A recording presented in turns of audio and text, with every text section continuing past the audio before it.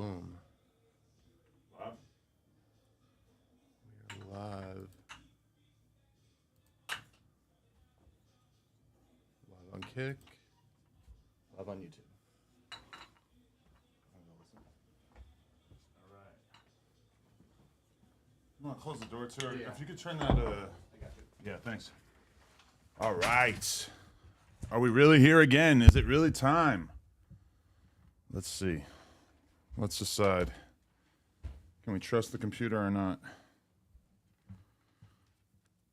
Check, check. Check, check. Are we lit? Damn, Josh looks rough. Yep, I guess we're live. Listen, let me just disagree with that. I think Josh looks great. He's been losing weight at a rapid rate.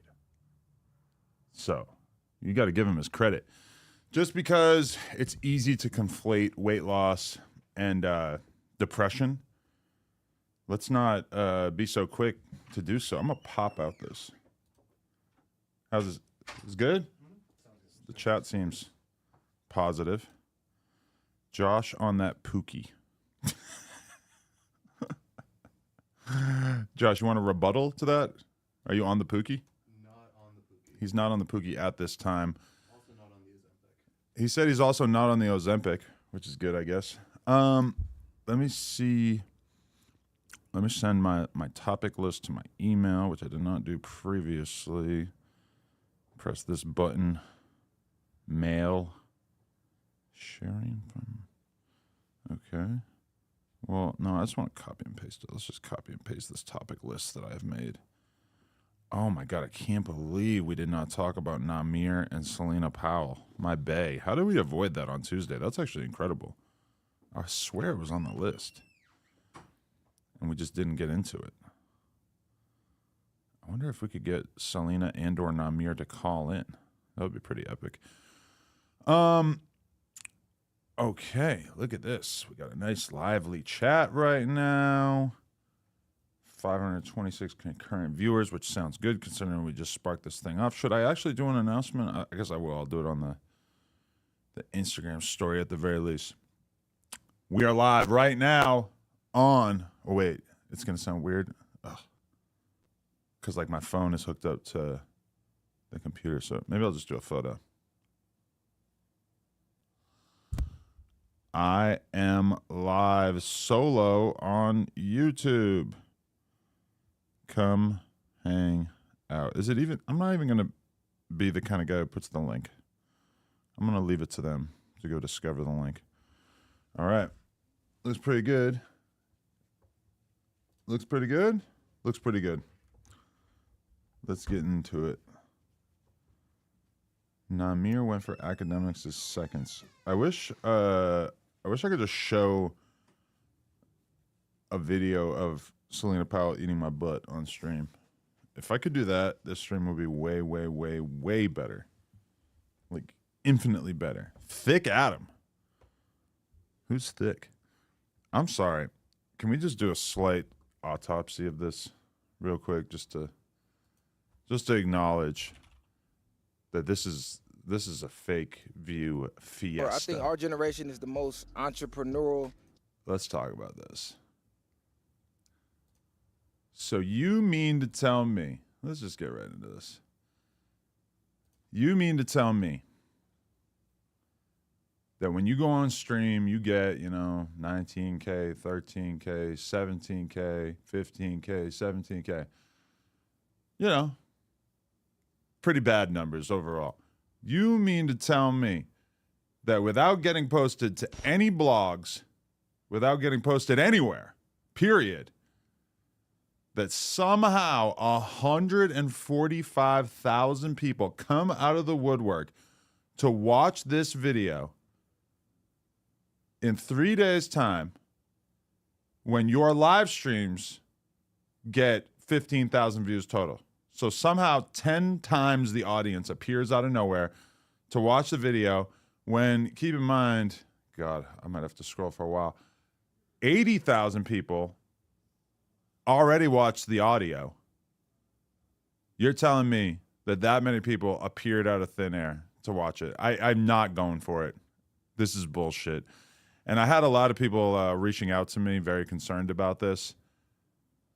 Like, this is the worst fucking thumbnail ever. Do you think that he's ever even, like, looked at another YouTube thumbnail? Because this is pathetic. The fact that, like, he thinks that anybody's going to fall for this view count is honestly kind of astounding. When you consider that what would Vaughn do? Free Durk. That one has, let's count them. View your channel. How far do I got to go down here? 135 in 11 days. Me, Brig Baby, Trap Law Ross, and Lush. I'm going to be honest with you. I'm like 10 times more famous than Sharp. Probably more than that. Probably like 100. But we could stick with 10, just as like a big round number. The idea that his got that many views, and this is what pissed me off, because this pissed me off with the teen snipe thing too, is that people are not willing to just get by on the strength of their own actual views. And instead people feel the need, because, you know, and I actually kind of get it, because it would be so embarrassing. Let's say that thing got 20K, which seems realistic. Why would Chuck Liddell be calling me? How is that even a real thing? Why would I have Chuck Liddell's number? I don't believe that. But apparently I do have somebody named Chuck Liddell saved in my phone, which is kind of insane. I don't know, man. It's just like unbelievable. And then what I hate is that people will try to paint the narrative that somebody like me is just like salty, when in reality it's just pointing out like very obvious statistics. There is nothing. Yeah, see, look, even the Sharp pulls more live viewers than you. The No Jumper show the other day, because this is kind of like a one-to-one comparison. The No Jumper show the other day, I think it had like 7,000, maybe like 6,500 viewers for most of it, whereas like Sharp will have like 1,000, which really that seems like it kind of like is a correct ratio, right? And so like the No Jumper show right now, we can go look. The No Jumper show has let's see. The one with me. 104K in 2 days. The one before that, 101K. The one before that, 92K. So, you know, 5 to 10 times as much views as Sharp gets on his shit. But then somehow his music video gets, you know, the same amount of views in 3 days that ours has in like 2 weeks. Like, you would just think that he would want to pick a more reasonable number of views to buy. Because I'm not going. It doesn't make any sense. It's just totally fake. And I understand that some people are going to call us haters for calling out something so obvious. And see, okay, somebody said, you have solo interviews with 20 to 30K. Yeah, well, the interviews obviously kind of like get views on the basis of the level of fame that the person has, at least in the immediate aftermath of dropping it. I will, and see, look, this guy says, you so mad, but he's less famous, right? What is making you feel like I'm mad? Do I seem mad, or do I seem like I'm having just a rational conversation about how many views somebody might be willing to get or able to get? Doesn't really, you know, you don't have to be mad to have a conversation about how you believe that somebody bought views. Let's take a look at some of my recent interviews. Now, obviously, you have an L, like the Lisa Bloom one, which got 16K. Got it. Understood. Right here, FBG Murda and BAKJ, who probably a lot of you guys don't even know who that is. 120K. Okay, solid. Billionaire Black, 230K. Who else we got here?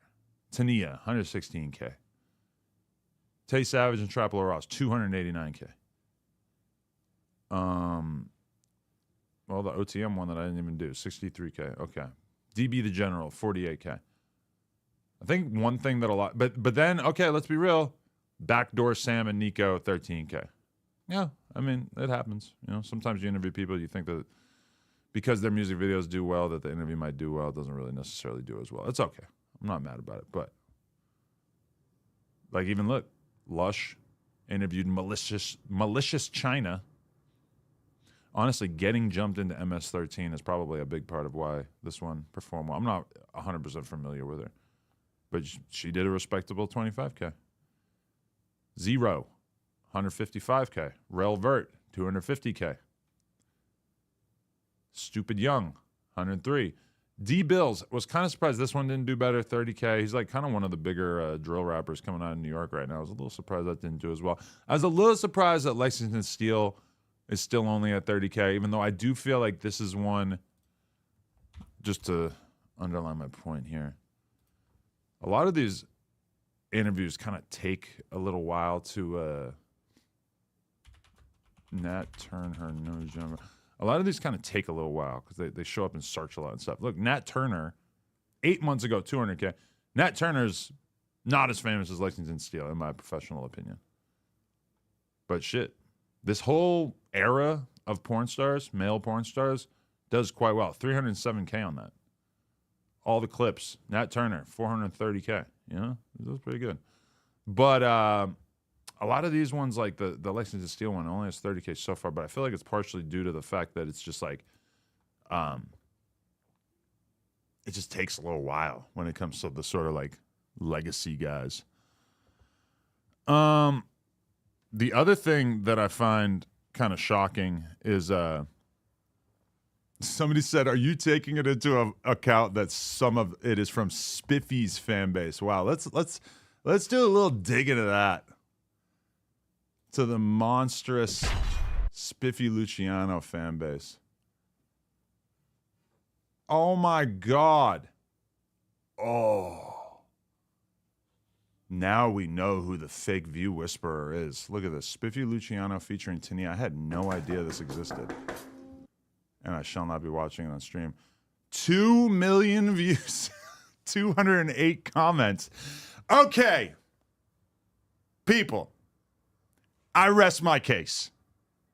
Come the fuck on. Okay.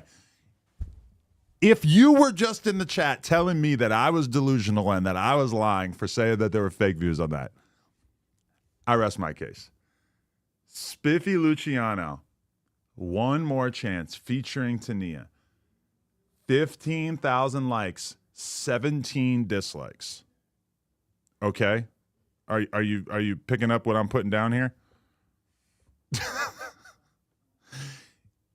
If it really had 15,000 likes, it would have way more dislikes. Let's help out. This is so obviously fake. And then if you don't believe that, if you actually do believe that Spiffie Luciano could get 2 million views on a video, explain 208 comments. Guys, be serious. This is hilarious. Oh my God. I want to watch it, but obviously it's going to get claimed. Oh my God. So I wonder if there was a conversation with Spiffie and Sharp where it was like, hey, don't buy 2 million views. Buy like 100K. Oh my God. We got to look too at this. Yeah. Okay. We really have to start. I think anybody dropping an L in the chat at this moment is clearly compromised, because think about, okay, everybody needs to get hid. If you're dropping L's right now, you're obviously a fucking Sharp bot insurgent. So you need to go. Sadie, I know I told you otherwise before, but anybody dropping L's at this, you got to go. Adderall shroom combo. No. I have not done any drugs today besides my trusty coffee. So look, I just arranged Spiffy's videos here from most viewed to least viewed. Yeah, and anybody who's saying L for us is obviously not a bad actor, to put it mildly. So everybody's getting permanently banned from the channel if you're saying these kind of things. Wow. This is actually just astonishing that anybody could be falling for this. 2 million views, 208 comments. This is the most viewed video on Spiffy's channel. Wow. I'm just taken aback that anybody could fall for this. This is astonishing. Holy shit. But it also completely explains the view count on the one with Sharp. So let's just go back to latest. So let's take a look at the enormity of Spiffie Luciano's fan base. So this is like a vlog clip of him hanging out with Sexy Red, 3.8 thousand views, or 3,800 views. Okay.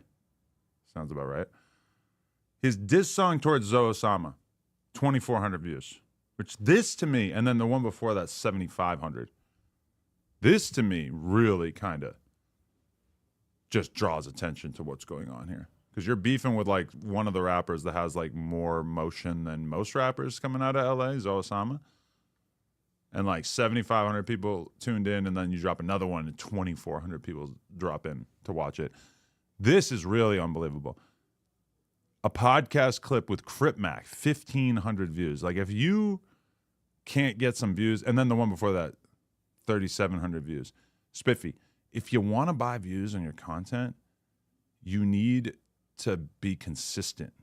Look at this. No Jumper Adam 22 speaks on Boosie and Spiffy. He was so happy about us mentioning him on the podcast that he uploaded it to his channel. It has 322 views. That honestly kind of makes me feel like even something like this, Spiffie Luciano, Lovers and Friends music video, 28,000. I mean, let's do a little bit of an analysis on that as well. 488 likes, 45 comments. See, this is fake too. And I know it sounds crazy to say that 28,000 is fake, but when you have 45 comments and then 28,000 views, yeah, this is fake too. Like, this is not representative of a real fan base. We could probably get his entire channel taken down because the vast majority of his content is fake views. Holy shit. I really had no idea that it could have possibly been this bad. Like, this is not, I don't know, I'm just taken aback. When seeing this, Spiffy with 2 million views with Tania, One More Chance. Keep in mind, in comparison, I mean, she did go, and that's why he thinks that he can pull this off. Because she did Software Underbelly, right? And that got like 1.3 million or some shit from the last time I saw it.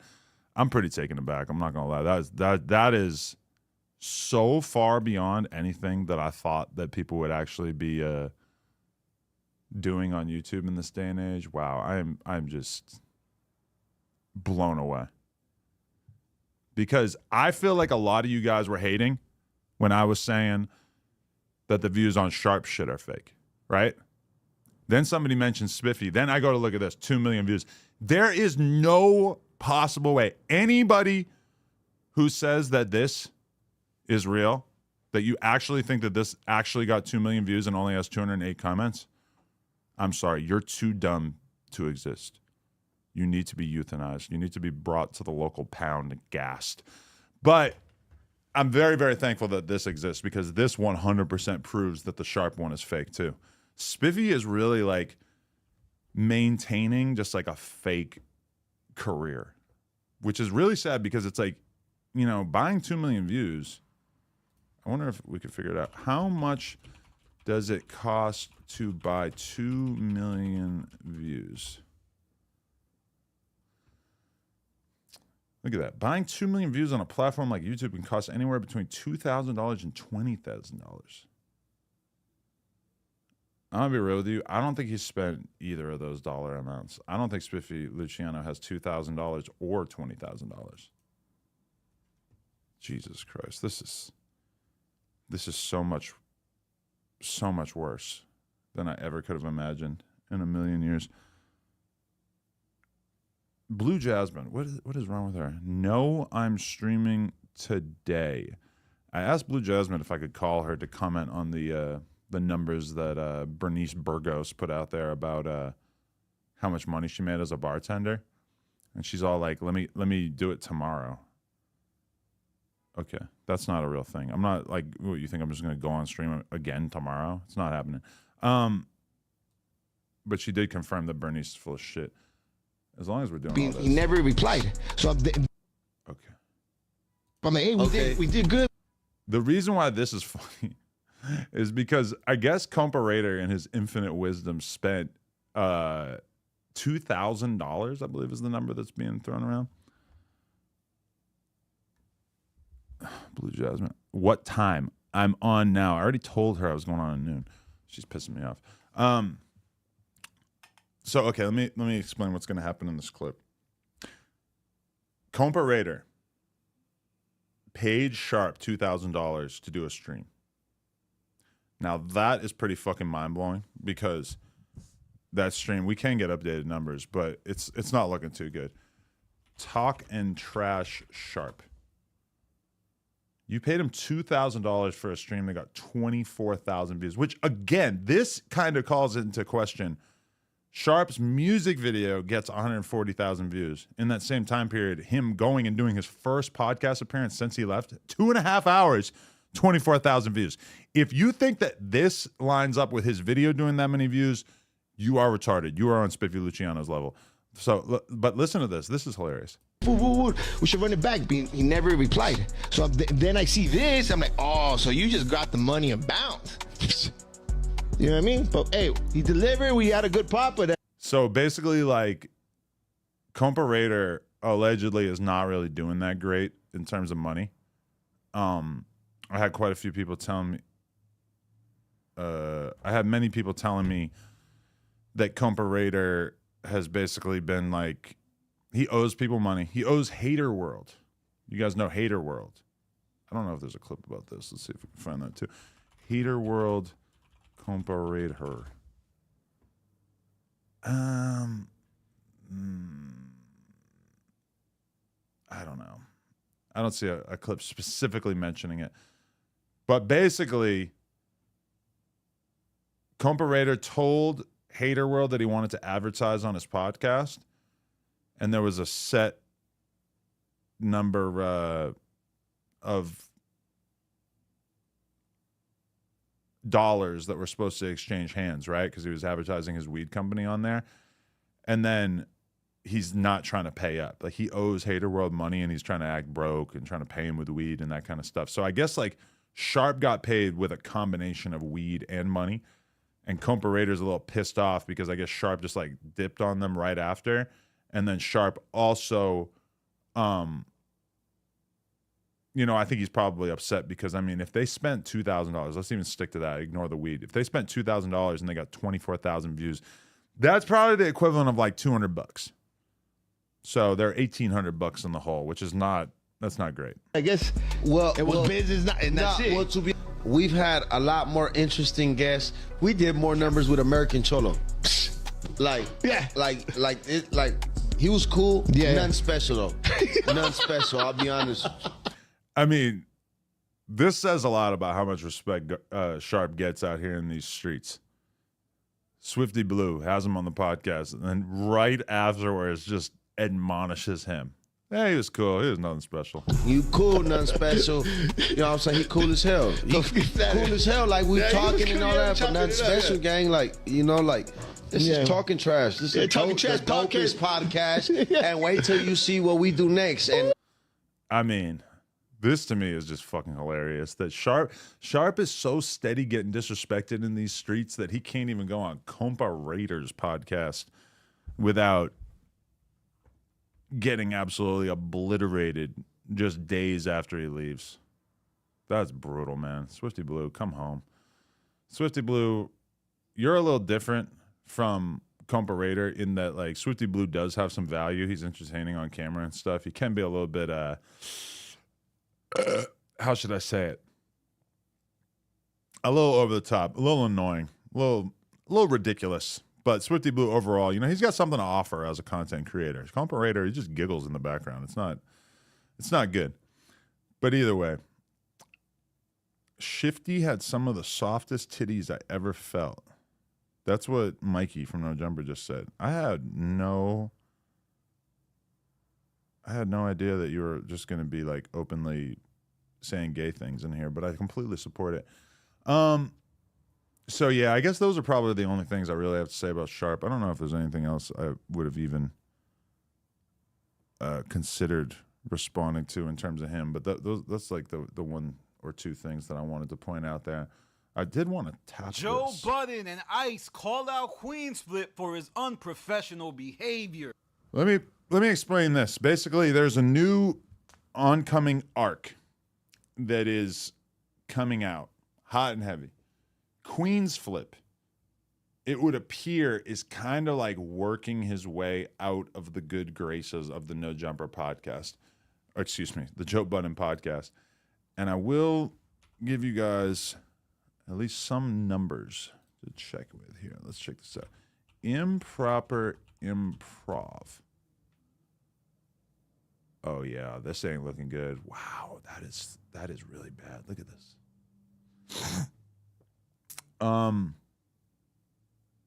So okay.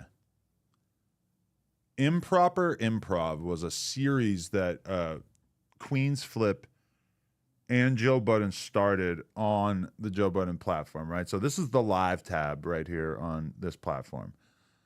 And as you can see, wasn't very little live content throughout the history of the No Jumper or of the Joe Budden podcast. I'm gonna have to stop doing that. And then they start doing this improper improv thing. It's doing okay. 200K, 259K, you know, averaging around like 200K and change, right? And then it just stops one day.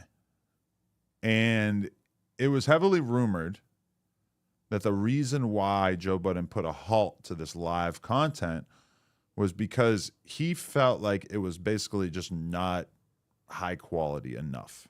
You get me? So essentially it stopped for like, I don't know, a year. And then just recently it's made its return. And the numbers are looking a little rough.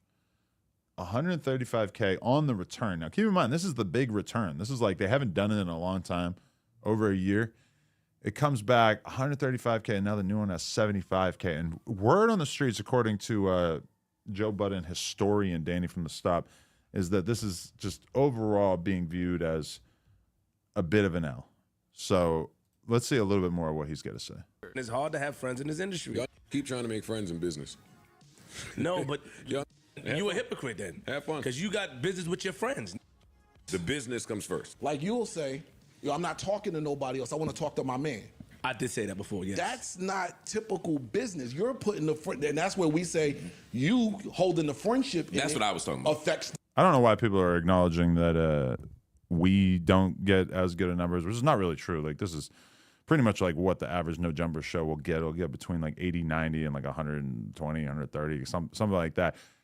Either way, you're retarded, because I'm not talking about us. I'm talking about how this content is doing. And obviously, like, when the Joe Budden podcast is consistently getting, 400,000 views on the main podcast, and then Joe allows Queen's Flip to basically like start his own content, and it's doing, 20% or less of what the content on their main pod does, obviously that's going to largely be viewed as an L. That doesn't have anything to do with No Jumper. That's just in comparison to Queen's Flip's, or in comparison to the rest of the content on their channel. The business, because anybody else does business a certain way. That's right. On the last episode of the Joe Budden podcast, it appears that people are starting to put Flip on notice and are aware of his unprofessional acts on the show. For those of you that don't know, ever since Queen's Flip's arrival on the show, he has led to more interesting moments, but it has come at great cost to the professionalism of the brand. This whole back and forth starts when they're talking about friends and business, and we all know friends and business have been at the core of a lot of issues when it comes to the Joe Budden podcast. Shout out to Rory and Maul.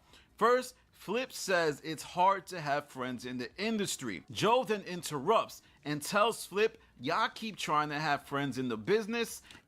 Okay, I should point out too that it's not just that the improper improv thing doesn't seem like it's performing that well. In addition to that, it feels like a primary narrative amongst the fan base is basically that Flip is kind of annoying. Flip is destructive to the flow of the podcast, that he's kind of immature. I'm trying to like capture the ideas represented by the fans, not so much my personal opinions, because I mostly just watch this reaction channel and be totally real. But it pisses a lot of people off that they think that he sort of degrades the quality of the content. So that's really what's being discussed here. And I think when you combine that with the poor performance of the improper improv thing, a lot of people are looking at this like this is a possibly untenable situation. And says that business is always first. But Flip disagrees and says you have to value your friendships. And this is an interesting thing because then the rest of the cast interject, specifically Mark Lamont, Hill, and Ice, and say that it explains a lot about the dynamic between Flip and Joe, that they have opposing views about friends and business. Joe is business first. Flip is friend first. He believes in morals and all of that street stuff. And then Flip says that he expects Joe to be more lenient because Joe is his friend. Now, Joe and Flip have an interest. Somebody said Flacco is the Flip of No Jumper. I mean, Flacco's not on like the main No Jumper content. I don't know who I would really consider or compare it to. I feel like AD was kind of like closer to the Flip of No Jumper in the sense that he brought this kind of like wacky, zany, crazy energy to the table, right? And like the fans liked it at first. Maybe as time went by, it kind of wore on them and became less popular than, maybe it seemed in the short term. But at least in the short term, it was popular. But then as time went by, I felt like it kind of wore away its appeal. And he's had to, pivot into content that has a little bit more legs since then. Relationship. I think Joe was assigned to On Top Entertainment, which is tied to Web and Nitty, and Flip is related to those folks. That's why somebody saying AD did not bring energy. Well, you clearly weren't around for the early days of the November show, because I feel like that was really what he kind of brought that was very, very good for the channel in the beginning. Was there was just a lot of energy. It was like, it might have been kind of crazy and silly and the 4 jokes thing, but it was definitely energy. He kind of sees Joe as his mans, but I often wonder how close were they? I think Joe was just signed to his family member's business, and he kind of sees that as some type of loyalty that is supposed to be administered at all times whenever they deal with each other. After that, Ice reminds Flip that if he was affecting the bottom line, Joe would treat him different. And as of now, Flip's antics aren't hurting the business. Now, I could disagree with that and say that Flip's antics are starting to hurt the business. Also, they're telling me that I got to say, shout out to our Kick Chat. We appreciate you in the Kick Chat. Keep commenting. We appreciate you. Specifically, if you look at Improper Improv and how that show is almost completely falling apart. They had something really good when Joe... Okay, so now he's breaking down why he thinks that the Improper Improv thing is not meant to last. And this is kind of the other thing about it, too, is that Flip wanted Joe Budden to not be on Improper Improv, even though Joe Budden was part of the initial era of Improper Improv. Now that it's been resurrected, Flip wants to do it without him. And when the views are looking pretty meager, that looks a little weird, right? Because obviously Joe being on it might double the views. So him kind of like requesting to do it solo. Yes, you get to see more of what Flip's vision is for it. Joe Budden being there is going to basically like, keep it in a certain box. But it would appear that Queen's Flip doing it solo is having a debilitating effect on the overall view count. and Flip started, but because of Flip's ego, he pushed Joe out of the broadcast, and now the show has lost severe value. But that's a conversation for another day. Ice then points out how Flip is always trying to talk to Joe on a personal level when he should just be keeping things business. For example, when Flip, disrupted the podcast, Ian told Flip he was suspended, and instead of listening, he tried to reach out to Joe and parked outside of Joe's house, which is super unprofessional and would get you fired from most businesses. Including this one. Holy shit, if I suspended somebody from the podcast and then they fucking parked outside of my crib, number one, you're going to be waiting a long time, like possibly forever. Like you might die out there because realistically, I'm not coming out. I'm not talking to you. You want to park out? I'm flipping out. That's not cool. That's not even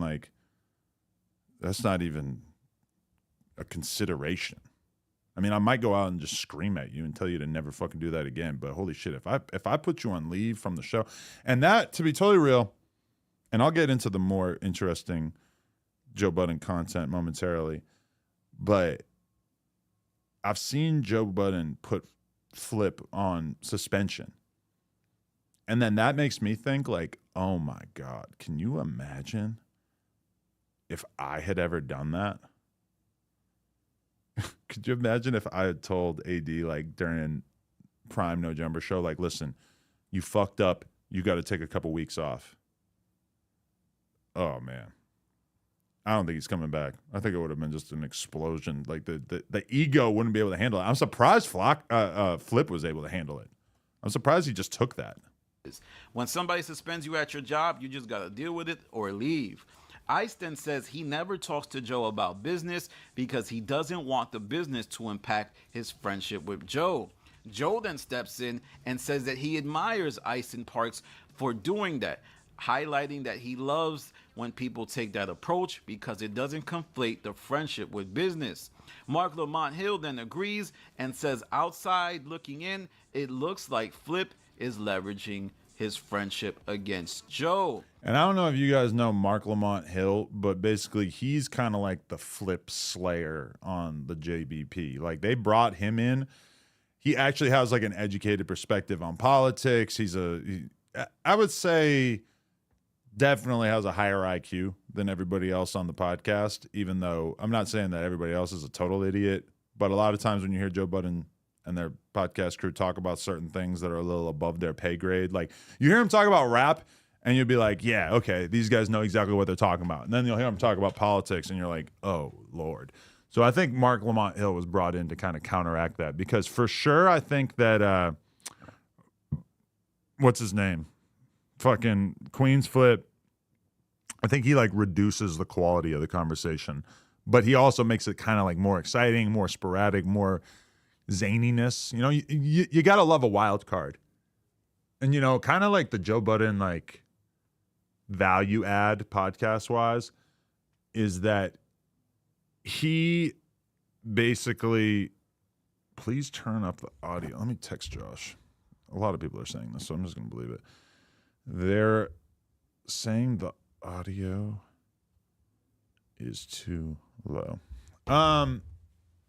Like think about just having 6 people on your podcast. That's kind of fascinating to me because we have 3 on the No Jumper show, and for sure if we brought in 3 more, it would be more all over the place. It would be crazier. It would be ridiculous. Would that be a good thing? I'm not sure.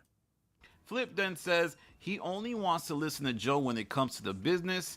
And a lot of people are saying it's fine too, Josh, like, just in case weird. it like, seems. This is just a weird type of thinking and thought process that is a bit warped and immature. They don't say that, but it's kind of what they're hinting. Joe then jokingly says that if he does fire Flip, it will be a briefly worded email essentially saying, hey, that's it, it's over, we want to move on without you. And says that you shouldn't be rebellious when the company isn't prepared for your exit. Now, what he's saying here is that if he does fire Flip, there will be a brief text or an email just dismissing him, and also says that if you're going to be disruptive to the business, you should do it when you have the most leverage. And one could argue that Joe has insulated himself from Flip leaving with the addition of people like Imani and Jaywan, and also Mark Lamont Hill in the years that Flip has joined. Mark Lamont Hill has been a great addition. He's been really fun on the show, but I don't know how long that's going to last. You know, every time somebody joins the show, everybody loves them and they hates them. But maybe Mark is the most adept at replacing Flip, unlike Jay. See, you can not like Mark Lamont Hill, but the fact that he's more intelligent than everybody else, I think will probably keep him in position for quite some time. Honestly, like, it's hard for me to even think about if I were to bring somebody like him onto the podcast, how much it would change the dynamic, you know? Especially with stuff like politics. It's just kind of, it's like a hired gun, you know? Because when you think about like the No Jumper Show and the Joe Budden podcast and how there is such a significant difference in terms of like bringing on somebody who's already popular, has already proven themselves, versus creating a commentator or a podcaster out of thin air. Shout out to Danny from the Stop in the chat. Everybody go smash the like button and toss him a sub. Appreciate the $10, brother. But like, think about Whack. Nobody ever wants to give No Jumper credit for the Adam and Whack show because Whack was already solidified and already was like popular when we brought him on. Now that is different than Mark Lamont Hill because I don't feel like his content on his YouTube doesn't seem like it does all that well, all things considered. But in comparison, like, you know, the Whack thing, it was just, you know, it would be like if I started a podcast on No Jumper and I added, you know, Nori. Nori was my co-host. Nobody's ever going to give me credit for creating a great podcast with Nori, right? Because he's already popular. So the Mark Lamont Hill thing, kind of complicated. Juan and Imani, who I think don't really have it. And if Flip leaves without, you know, without Mark Lamont Hill being there, it would have been rough. But now that Mark Lamont Hill is there, the show will be fine. Then Joe implores Flip to be professional, which is the opposite of what Flip is. Now, this was a fascinating deep dive and a behind the curtains look at how Flip and Joe and the rest of the cast observe business and friendship. Joe is saying that he wants the thing to be more business. Flip is saying that no, you know, business is impacted by friendship. And to be honest, Flip does have a point. As Joe Budden has monetized friendship, we did it with Rory and Mal, he uses it to make his show seem different than Drink Champs or $1 Million Worth of Game. Yeah, because the reason why people still yearn for the Rory and Mal era, and the reason why I'll probably never stop hearing comments about the house phone AD era of the No Jumper Show, is because, you know, all those people I just listed all seemed like just homies, you know? Now, it doesn't matter that for me, my friendship with house phone probably started in like 2016. My friendship with AD probably started in like 2019, 2020, whatever. To the fans, those felt like real friends. And so that's why, you know, people love the narrative of like Lush and Brick are just yes men. I guess they haven't been around long enough. Like, but imagine if Brick was gone and I had to get like a new co-host, it's going to take like at least a year for people to start to like settle into it and for it to feel real to the people, you know? Not that I am planning on doing that. So the friendship does have to be maintained or else Joe Budden's podcast loses its appeal. It just becomes another broadcast. But let me know what you think. I also wanted to talk about a couple things that I observed. I don't think Flip is aware of how privileged he is. We'll stop it there. Shout out to Danny from the Stop. It was a good upload. I don't know why I'm so addicted to his channel. He's fucking, I watch his shit all the time. Oh, look at Jalise, who I just interviewed. What's she gonna say? Lil Durk will be transferred from Florida to California, being housed at the Metropolitan Detention Center in Los Angeles, California. Shout out to Black Ass Asian 64 for the $10. He says, shout out Die Ho from Kentucky. I don't know who that is, but I appreciate it. Also, yes, Rory and Mal do have good thumbnails. That's one thing that they really got going. On Alameda Street, awaiting trial for the homicide of Quando Rondo's cousin, Little Pad. After taking a trip to Los Angeles and being targeted by Chicago gang members from OTF, seeking revenge for the passing of Chicago rapper King Von. Lil Durk would be arrested on multiple federal... Bitch sound like she reading a book report. Like, you know, you could be a little bit more natural with the way that this all sounds, don't you think? Felony counts and indicted for the homicide that would take place in Los Angeles, California. Speculations would circulate the internet regarding who Lil Durk is currently being housed with, which would be a man from Sacramento, California who goes by the name of Lil P, a high-profile gang member from Del Paso Heights, a notorious neighborhood in Sacramento, California known for their generational political viewpoint. Lil P would be facing federal charges along with 3 other... So this is basically about Lil Durk's cellmate. Somehow we already have an update about who Durk is being housed with out here in LA now that he's been transferred over here. Sacramento men. 2 would be apprehended and 1 would still be at large. P and 3 other men would orchestrate a armed robbery in Palmdale, California after staking out a dispensary owner, his home, wife, and child. While approaching the business owner at a truck stop, these 4 men would begin to inflict physical harm to the business owner while showing him pictures of his wife and daughter. Oh, what? That's fucking grimy. So not only were they robbing the guy who owned the weed shop, but they were showing him pictures of his wife and daughter to basically threaten him. That's some grimy ass shit. When you hear something like that, you remember like, oh, this street shit is fucked up. After multiple attempts to retrieve his jewelry, money, and other assets, they would obtain only his cell phone and wallet, which would separate the 4 men. 2 men would take the business owner to the middle of nowhere, leaving him abandoned and wounded. Why are they saying sus on Instagram liking transmission pics? They calling him almighty suspicious. You guys show me the evidence on that, and I would assume it's probably just an accidental thing on his part. Man, I love getting paid $10 to basically like debunk the homie being gay. That seems totally worth it. But I mean, I've been around Suspect many times, seen him with many chicks that he's brought around. He's got at least 1 kid, which I know is not like a 100% thing of like, oh, you can't be gay. But you know, he's got a kid, he's got girls around him. He's probably like one of the last people I would think would be gay out of the whole no jumper operation. While the other 2 men would make way to the home of the business owner. Upon approaching the home, an alert would go off alerting the wife of the business owner. As she would make multiple attempts to reach her husband, the wife would be unsuccessful due to the men having the cell phone of the business owner. The 2 men would make way into the home after demanding $250,000 in cash from the business owner.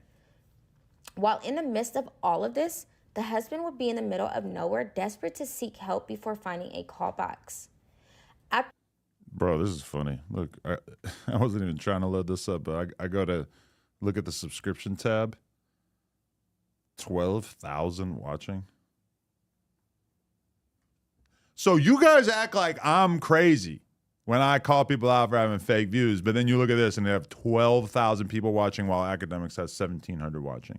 And I have 1,862.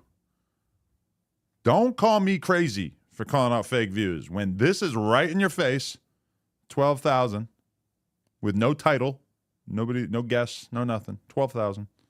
It's all good. 12,000, just a regular old 12,000. After retrieving absolutely nothing, the 4 men would make their way back to Sacramento with an unsuccessful mission. The FBI would work overtime with local law enforcement officers to retrieve the identity of the 4 men. All right, I don't care about this fucking guy anyway. This is new Vlad TV content. So it would appear that Vlad has been thinking something quite similar to what I've been thinking, which is that, you know, it could be valuable to get into the scripted content game. And by that, I mean, basically like you hire somebody who writes up articles and then you post the videos on your channel and you read them, you as the host, as the most relatable figure, and then you put it up on your channel and you see how it does. So I've been thinking about doing something quite similar. It seems like Vlad has also been thinking the same thing. Remember how I used to always talk about doing a course? But I've obviously just been super lazy about it and haven't done it. The other day, Vlad hit me up and was saying that he's thinking about starting a course. And that made me like, damn, I should jump on it. I should do my course. But then like now I'll have to worry about like Vlad getting mad at me and feeling like I stole his idea, even though I've been talking about it for like the past year and a half. But I have been slacking. So it's like, you know, by all means, he can say that. He can Like I can't just like go do it when he just told me he was gonna do it. Like, yeah, I've been talking about it for a while, but is there any beef with you and Vlad? No, we talk all the time. Tony Juicebox talking about Almighty. He said, I literally know someone who has a kid and a wife, but also hooks up with trans women. Pretty sure he does the same on the low. Why would you assume that about suspects? Like, what has he done or said that makes you think that he's into trans women? Obviously, I don't give a fuck, but seems like a leap. All right, let's check out like the first minute of this. I will say that as far as like, what the fuck? There's like a news tab that pops up on Windows. As far as like clickbait, I do feel like this is kind of like everybody already knows this. Because I don't know. It feels like this might be a little bit slow. Like I feel like if you're gonna do this kind of content, you have to be like really reactive. Now that's gonna be tough. Obviously, it's their first one, so they'll probably get faster. But it does feel like the murder for hire federal case explained. Like it just feels like this kind of stuff gets explained on social media so rapidly that I wonder to what extent this kind of content is really like necessary.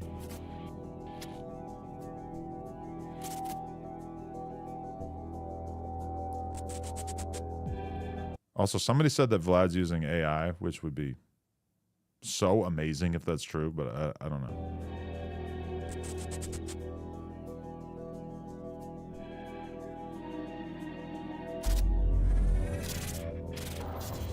The FBI murder-for-hire indictment of Lil Durk and his 5 co-conspirators. Explained.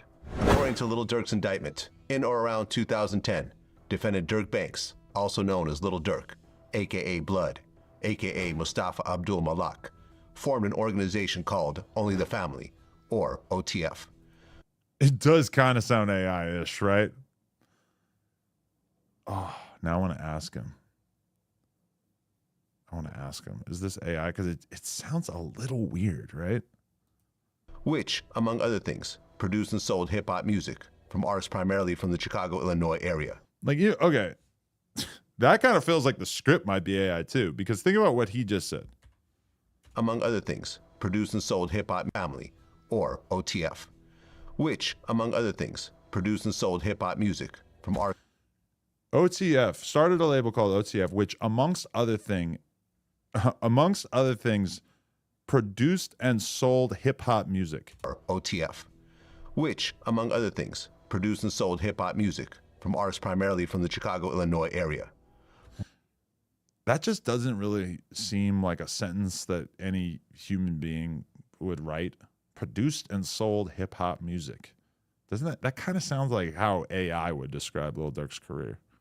But, according to the FBI, in addition to OTF status as a rap collective, OTF also acts as an association in fact of individuals who engage in violence, including murder and assault, at the direction of Lil Durk, and to maintain their status in OTF. 2020. An online rap beef.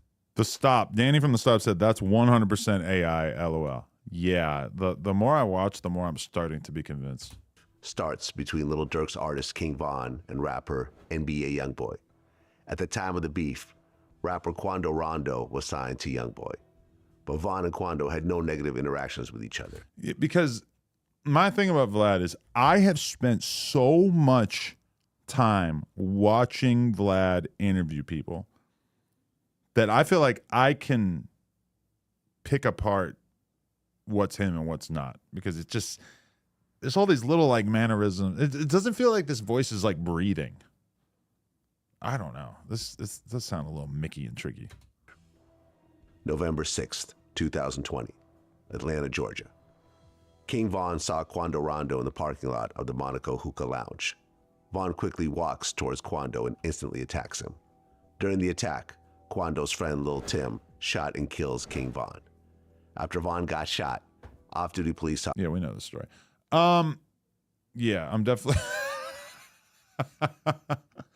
Why did I just reload my subscription tab? 36,000 watching. What the fuck? You know they're pissed. God. They probably blame me. 36K, dude. What the fuck? It's so good that, yeah, Academics is live with 1,700 as well. So that, not live, but premiering. That is funny. 36K. I never got 36K, so I guess I got to respect it, right? I don't know if respect would be the word, but holy shit. I mean, it's probably just not him, you know? It's like somebody bought it for him. What else we got here? Oh, you interviewed Bill Haney again? Okay, that's what's going on in the world. Why? Look at this. Okay, let's see what Crip Man got to say.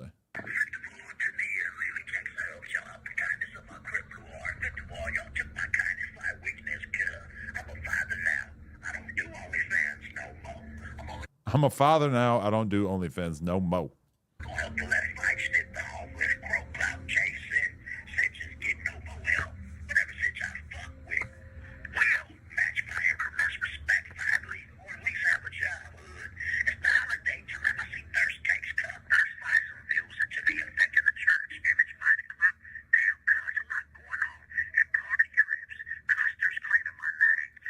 See, this is one thing I hate about talking to people who are locked up is that it's always so fucking hard to understand what they're saying. But this is basically him going at Tania and Lele Cakes, his two prior girlfriends.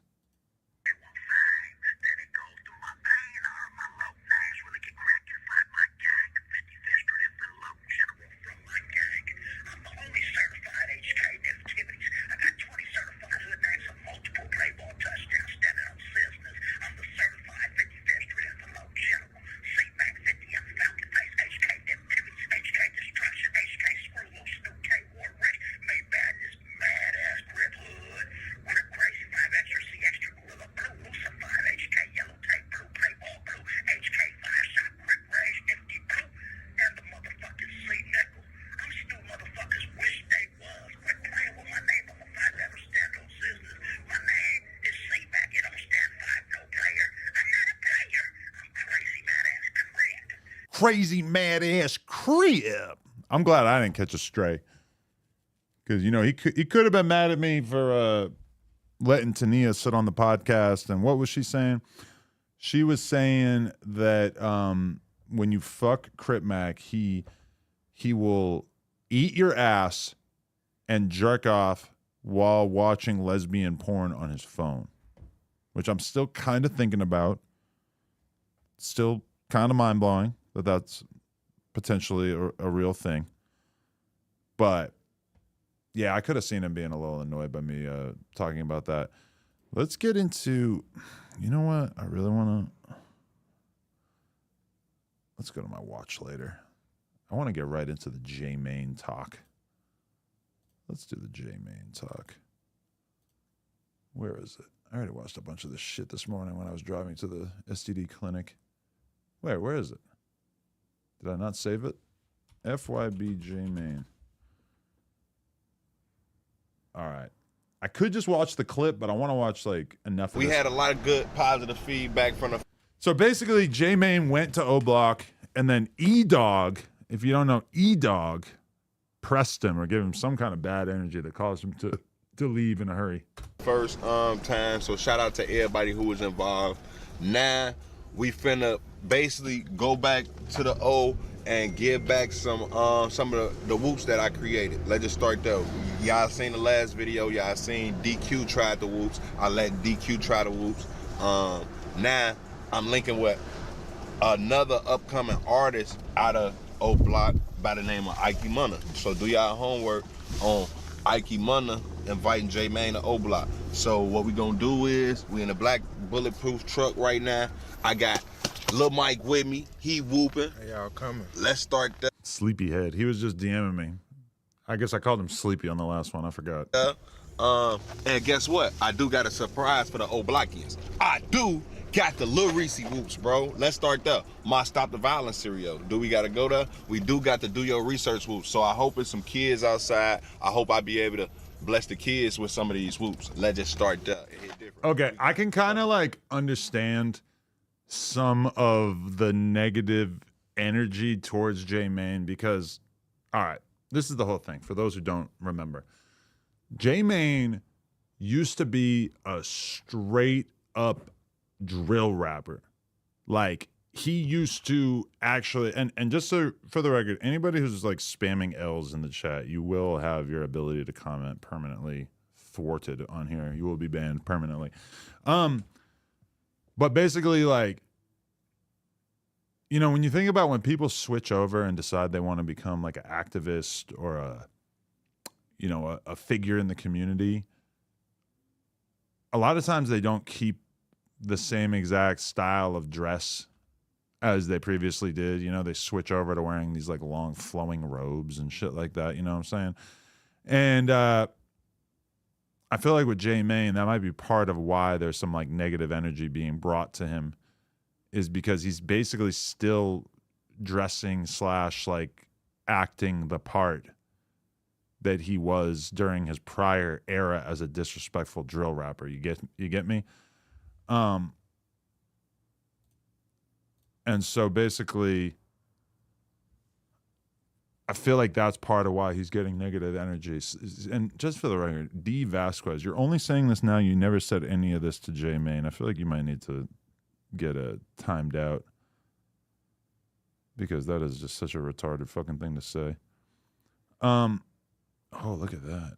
Look at this guy. This guy, Richard Mandingo, spelling the N-word in the chat. Good job. Sadie got him before I could get him.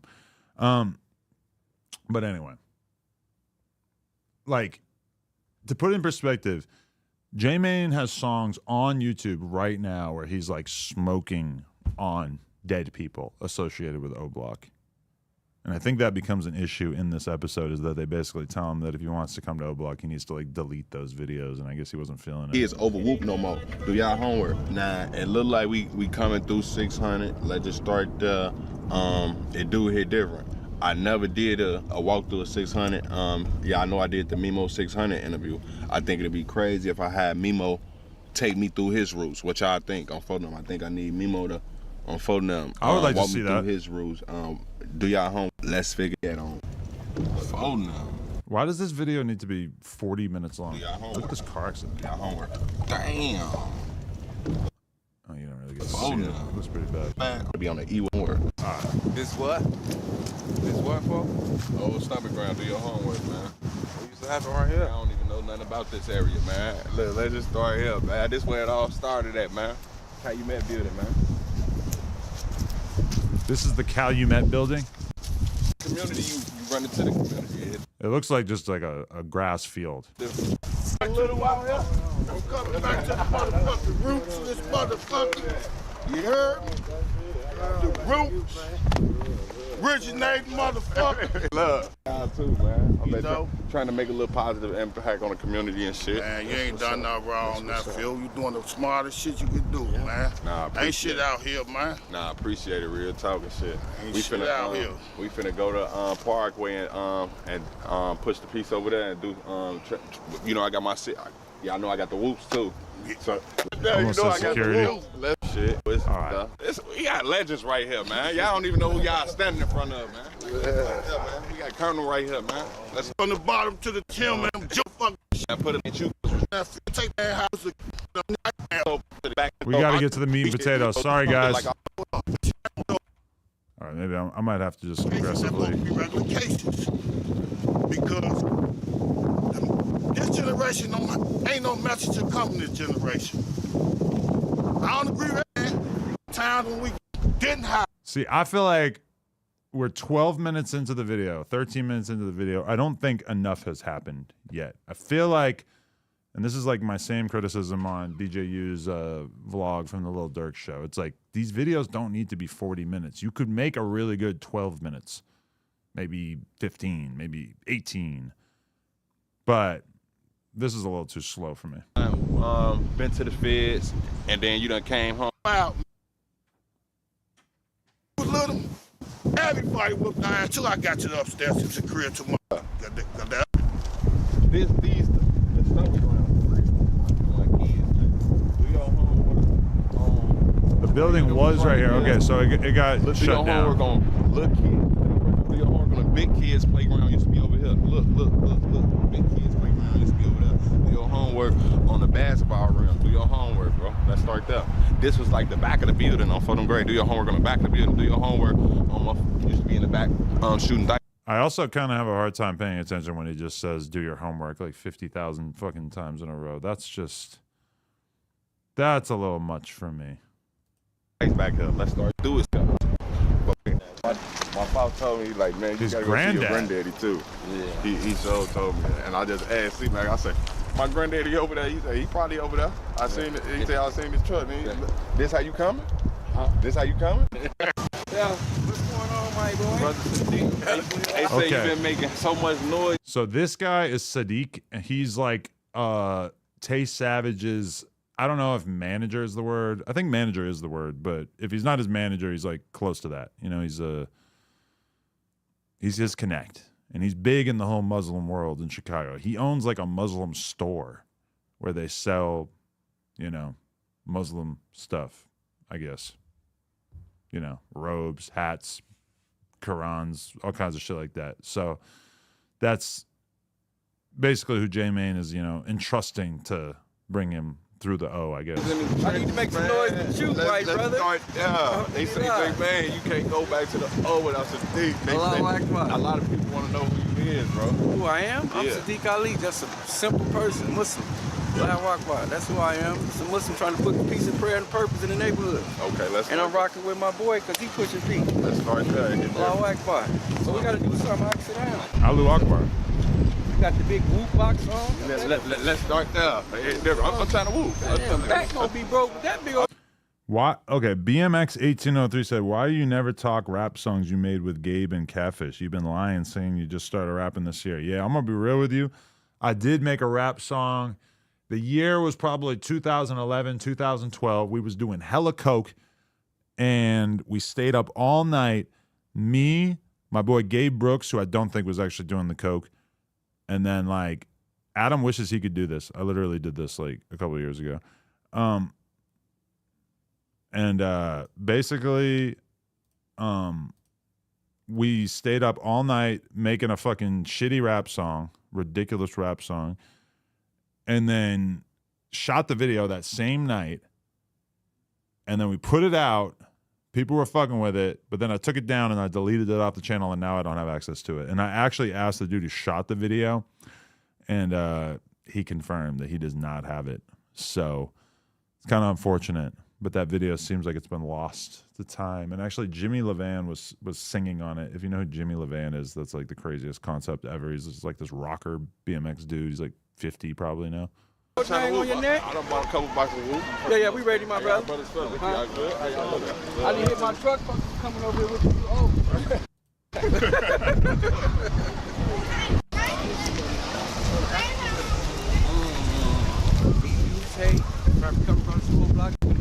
That would have been hard if we could have grabbed one of the brothers right here. Like, we could have met you. Man. See, I feel like J-Mane should have gone in like full Muslim garb. He should have been rocking the like long sheet and the little hat, all that. But I mean, Sadiq is like a big Muslim power player in this area, and he's dressed like a normal dude too. So I guess it's all good. I know y'all see me. But you got to think about it from the perspective of like the Oblakians. They're looking at J-Mane as somebody who, you know, was making diss songs. And even more recently, like the last year or two, is, you know, realistically like putting out videos where he's kind of like making light of a lot of situations like Tay Savage and so getting into shootouts and all this kind of shit. And then he shows up at O-Block. It still looks like the same guy. That's why I'm advocating for why he should have been wearing the fucking Muslim robe and all that kind of shit. Because I feel like, you know, if you show up and you have a completely different style of dress, now granted, that would not necessarily be consistent because obviously he doesn't dress like that way all the time. But I do kind of feel like, you know, him showing up and just seeming as if he's the same dude that was putting out diss songs about their hood, that is complicated. Rosa Parks? Okay, it hit different. He say Rosa Parks died for the roof. Let's start there. What's up, YouTube all the time, bro. What's up? Y'all pushing peace? Yes, we pushing peace. Let's start there. Y'all pushing peace? Don't shake my hand if you ain't pushing peace. That's right there. Hit different. Let's walk.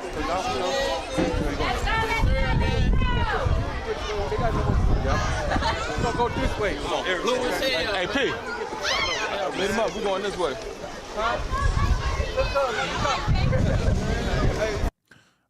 Joseph DeCalaita. Adam, I don't get why you don't just solo live stream more. The group podcasting seems like a thing of the past for most streamers. Most people watch No Jumper to see you anyways. Probably some truth to that, but then at the same time, it's like, yo, we have like 1,800 viewers right now. The No Jumper show the other day had 6,800 for a large percentage of it. So I feel like there is definitely, like, the No Jumper fans like to see the combination of different personalities together. Now, I do think that there's something to me streaming solo, but I think that there's definitely something to the podcast dynamic as well, you know? This is more like me trying to create a new form of content that we haven't really done in the past, you know?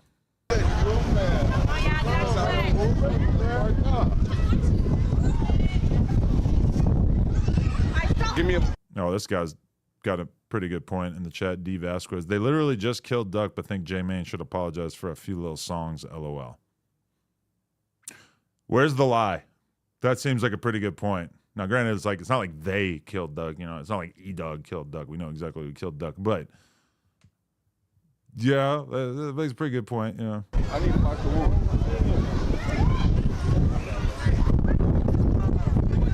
It's cold out here. My old school, I'm trying to figure it out. Hey. Well, I Yeah, I told him to the back. I'm saying, I wonder if Miss Ross still work up here. Huh? You know, did you try to You at the gate? Y'all ain't try to whoop? It hit different. You want one of these whoops here? Take your box of whoops home. It hit different. Okay, that's a bet. It hit different. You can't overwhoop because you got to get somebody in the place. Go home. Let's go. Let's go. How y'all feeling? What's going on? Go home. Goodbye. Yo, that girl's face really says it all about how famous J-Mane has gotten. This girl can't even believe she's seeing her. How y'all feeling? What's going on? Go home. Goodbye. Yo, he's a fucking superstar around there. That is crazy. That's how that little girl was acting when she saw YSL Woody when we were in the hood. It's like, that says a lot right there. Nice to meet you, my guy. Sharp said he's working with Jason Love soon. Thoughts? You know, that honestly just takes like dick riding to a whole different level. I would hope Jason Love wouldn't do that, but yeah, that's just like Sharp's preoccupation with my penis and my sex life would really just reach a new height if that was true. Most definitely. I don't know. I don't know if y'all parents want me to begin y'all this. Did y'all ask y'all parents? Adam, thoughts on Riley, aka what do they call her, FPR, doing Zans and wine? I mean, look at who she's dating. You know, she's got to do something to make it through the day. It's different. You gave my cousin a box of whoop. I gave your cousin some whoop? Yeah, I'm finna get now. Look, y'all go. Look, let's start that. Don't get me in trouble. Let's start that. Let me get some. I got whoop. Let me get some whoop. Yeah, I gotta try. Dumping little bits into their hands. We back at Dallas. And hit different. Holy shit. We got to get to the good shit here. Oh, okay. This is Ike Munna, who we actually interviewed a little while back. He's more like a singer. I don't know if he's like pushing peace per se, but he's definitely, you know, has a good level head on his shoulders, not really in the bullshit. Doesn't seem like he wants to fetishize the violence. let's say. So he is kind of like an opportune person for J-Mane to be linking up with, because I don't think I think he wants to see the violence stop. Money Ike, younger dude. Shout out to the Kick Chat. Get active in the Kick Chat. Hey, come on, let's go to the street. Bia, what bone number? Hey, what's that, Nog? How you coming? Where you been at, man? Come see me. What's up? All right. When? I was thinking. I'm here for the one right here. These are here for the top right here. Okay, that's a bit. But we gotta get off this school premises. Yeah, we finna go right through the gate.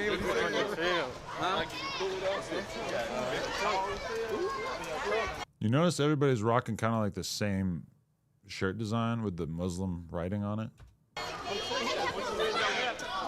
I need to get that. 2023. We got Black Mike the Bob out here. How you doing, brother? Kai, I told you it was gonna be kids out here. Let's start there. It's kids out here. We pushing peace. We stopping this violence. Let's start there. Leave it there. Leave it there. Trip, $5. When you have some downtime, check out 8RO8 on Spotify. Best artist coming out of Honolulu. You'll be happy, guaranteed. I do have to maintain some level of order. If you want me to listen to your song, I will give you an honest review for, let's do $70. $70. I will watch your song and react to it. It may actually get deleted out of the full video because it will get claimed. So that could get a little Mickey and tricky, but yeah. Watch J-Mane's DJU clip after for context on E-Dog. On a Couch TV. Everybody go subscribe to On a Couch TV. Let me see what he's talking about. Search that up. Okay. Got smoke over here. What's up, brother? How you feeling? Hey, look. Love you, bro. Love you too, bro.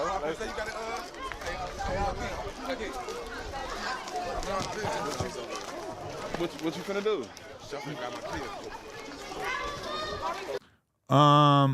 Yeah, shut out On the Couch. Is this what you're talking about? E-Dog on running into FYB J-Mane at barbershop. It's like an 11-minute interview clip. Or is there something else? Oh, yeah. FYB J-Mane on running into O-Block E-Dog at the barbershop. It hit different. I will check that out momentarily.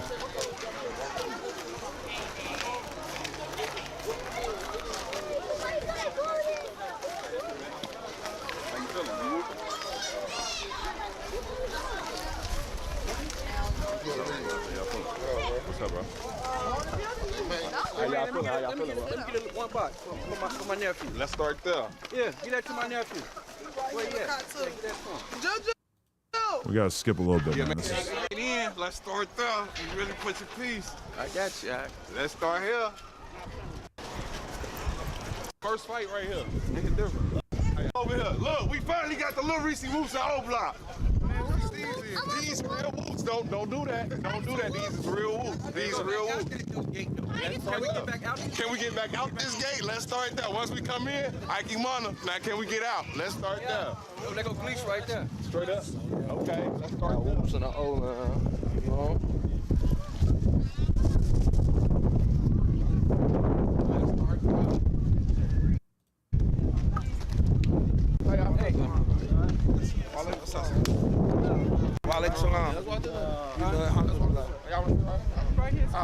We brought the brother J-Mane over, right? Y'all know we Muslims, right? Yeah, for sure. And we push your peace, right? Bro? So we go lock it in and push peace with the brothers, man. That's cool? Yeah, for sure. Don't read the brother. We represent Muslimatic. That's what Muslims do, right? Alhamdulillah. Doing it different. You know I had to bring the little Reese Woops over here. At least don't look like that. Don't look like that. Don't look like that. You know I had to bring the Stop the Violence Woops over here. Let's start there. Do your research. He not my cousin. He ain't different.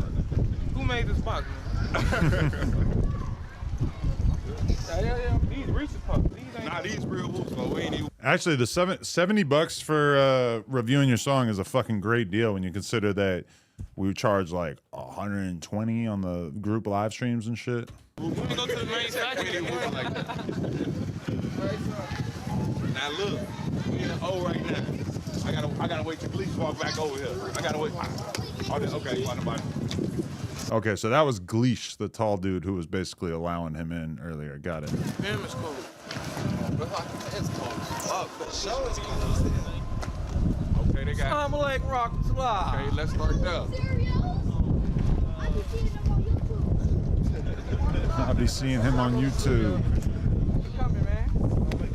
You know we Muslims, like we pushing peace. So like up to this point, it seems like everybody's welcoming J-Mane. What's up, man? I got It's all good vibes. everything over. I got a Oh, shoebox baby. God, he looks all grown and shit now. I've known him for like 4 or 5 years, so I guess that should be expected. I felt like he was a child when I met him. You might boy. No, I'm gonna talk later. Where he at?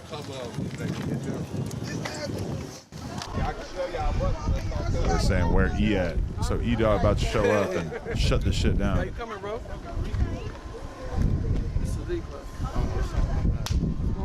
We making history right now. Y'all feel it? We making history right now. What we doing? We taking our community back home. That's what we doing. We taking the kids gonna be able to come outside. Y'all see all the kids out here whooping? Let's start there.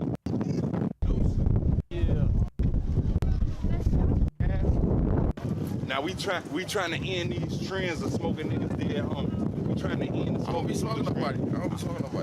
But put it like this: I'm talking to the older generation. Vice versa. Same thing go for this side, that side, every side from Chicago. Ain't no big ass little U's. I feel like we let the smoking dead people trend go too far. I feel like now we got 63rd and O Block. Why is we still whooping like that? Right. You catch my drill? So I feel like it starts with us, and we set the example for the shorties. Maybe they'll pick it up, maybe they won't. But I feel like I got a question though. Why y'all decided to set the example when we was shorties? What? Okay, so understand that J-Mane might be like 10 years older than Money Key. So now he's kind of hitting him with like some serious questions, saying, why y'all ain't start that trend when we were shorties? This is a kid who's been traumatized by, growing up around all this crazy ass violence and shit. But I mean, to be fair, he could definitely be asking that same question of a lot of the people from O Block themselves. It's not like this is a one-way street. I take that. I take that. Like when we was shorties, like all that, like the dissing and stuff, them our people, like them, his cousins, our brothers and stuff, like, and it's stuff that you done said that, like, it's like, that shit is like, it's just some people that don't let go of shit, you see what I'm saying? Nah, real talk. But it's like, if you was gonna do it, I just feel like y'all should have been dead instead of doing it now, like, when the internet involved, you see what I'm saying? Okay. Should he have been did it? For sure. But everybody got to do it at some point sooner or later, Fucking hell, I got to email myself this fucking link now. So he's right, but then at the same time, it's like, shit, everybody got to, if you're going to push peace, it's just going to have to start at some point, and it's not going to necessarily, it's like people are going to have to just let grievances go at a certain point. J-Mane is acknowledging that he's not perfect and he was involved with all this bullshit. Now, the valid part of what he said is now you're doing it when the internet's involved. I feel you.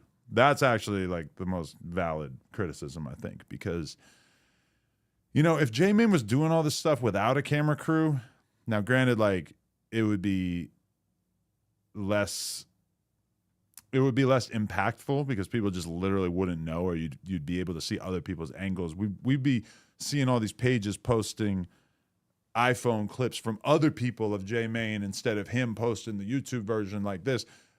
It would probably come across as more sincere, but I also think that him getting the message out there to people is important enough that I think that it's pretty good that he's making content out of it. I couldn't really see it going the other way.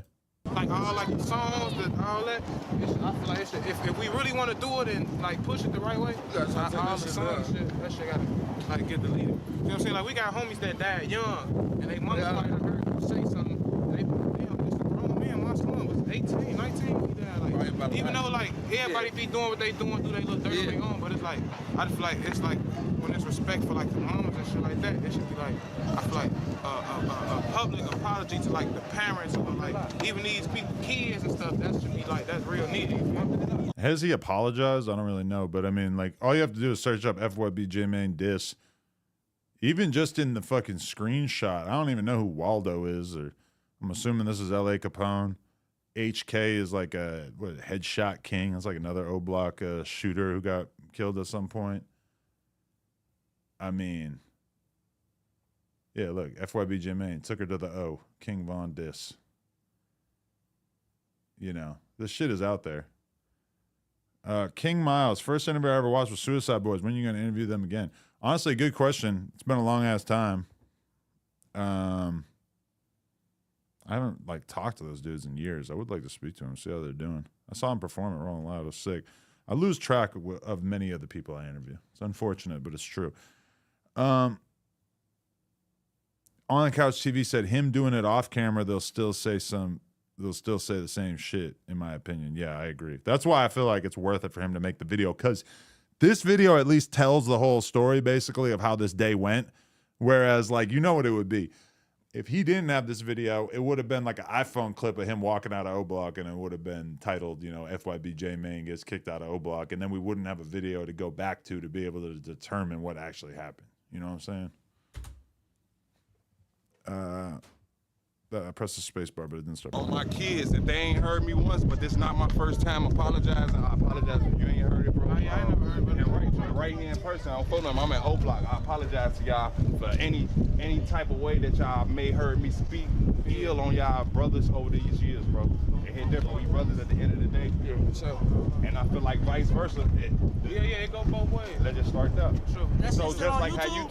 Oh, what? All your songs, that shit's on YouTube? Yeah, songs on YouTube. If you push a piece, take that shit down, brother. That's the first step. I'm very interested to see his response to this, because it would be super easy to take that shit down. But at the same time, if he takes that shit down, I mean, the 300 Dead Ops got 2.1 million views. Actually, that's not even on his channel. That's on somebody else's channel. So I don't even know if he would be able to, you know, get that taken down. Camera shit ain't about nothing. That's the first step, bro. Yeah, it's the song. It should be vice versa on both sides then, yeah, right? for sure. That's what I'm saying. Oh, on both sides. So are we taking down the fucking King Von diss tracks about people and shit like that? That is a good point.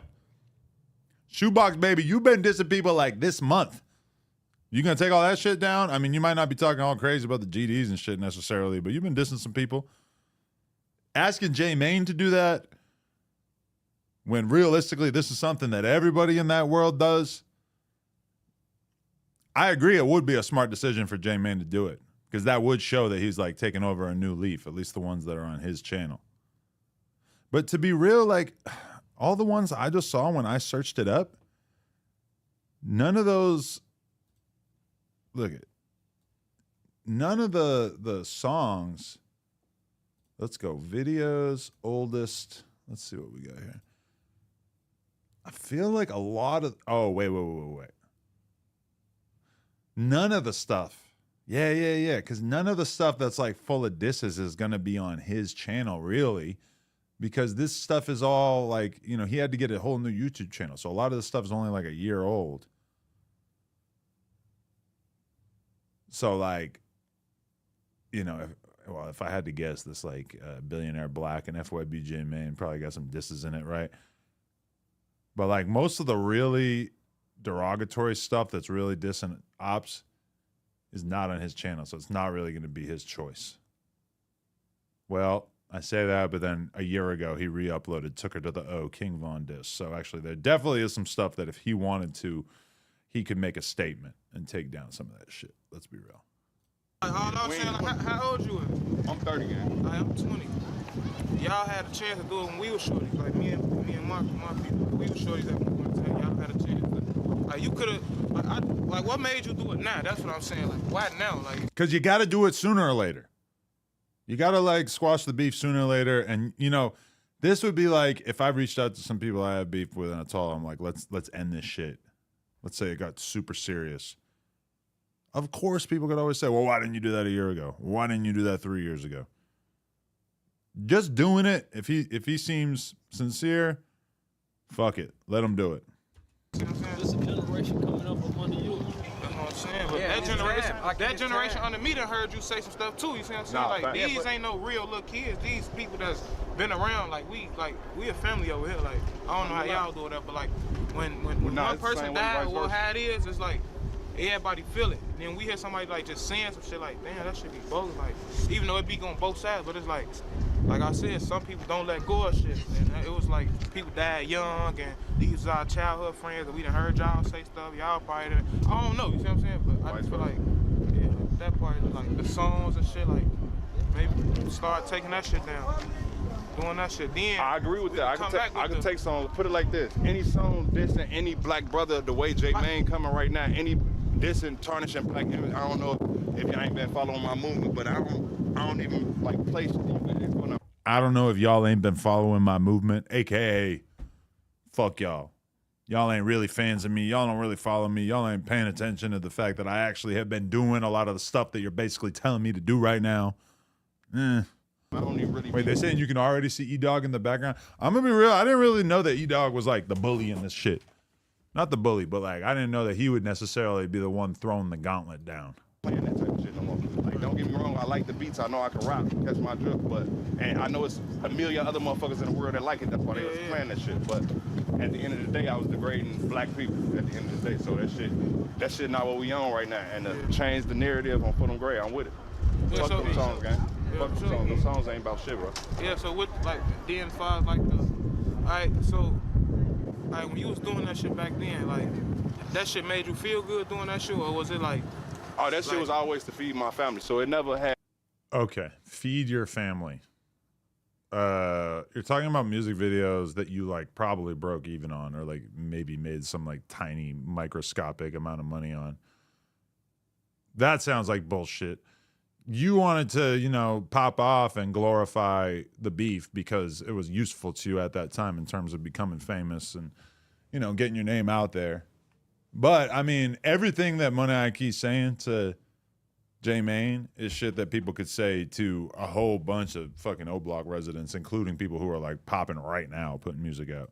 Had nothing to do with none of, like, the person. Some people I was dissing, bro, I ain't even know who they was, to be honest. See, like that's what I'm saying right there. Like this part what I'm saying. Like it's people that died young. So it was goofy shit. Yeah, like you see what I'm saying?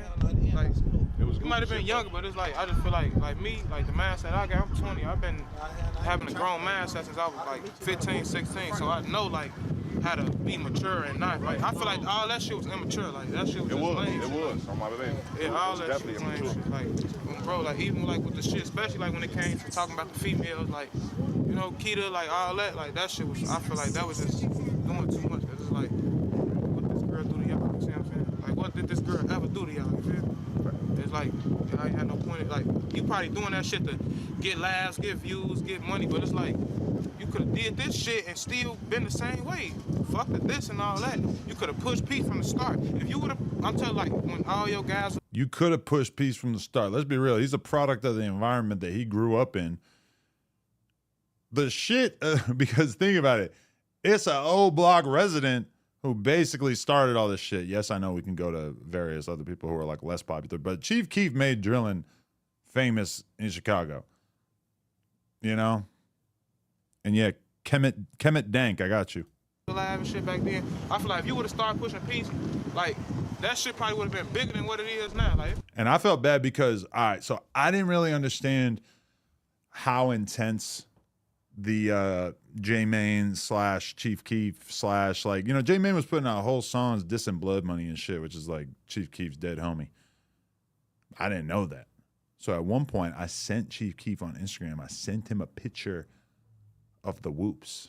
I was like, yo, like, what, we got to get you to try these whoops.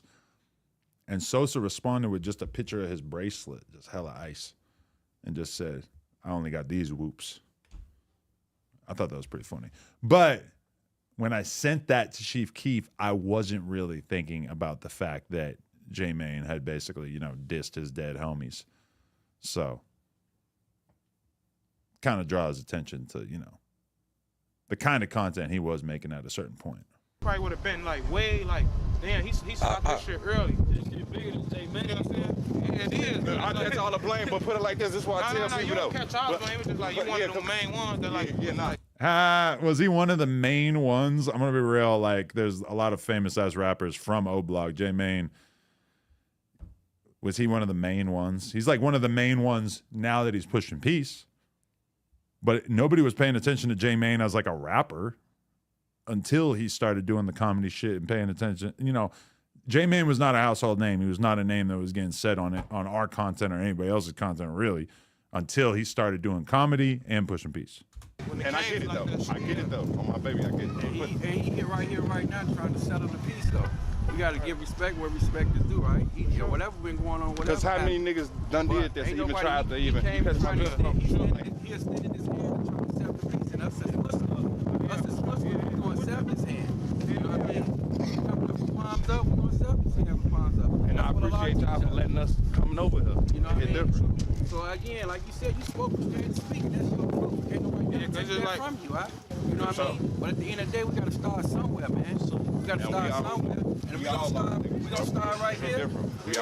We all from the same community, bro. They always try to divide this shit, bro. I wish the Dulles too. Let's start all there. All of us as Muslims, we got a lot leading us, right?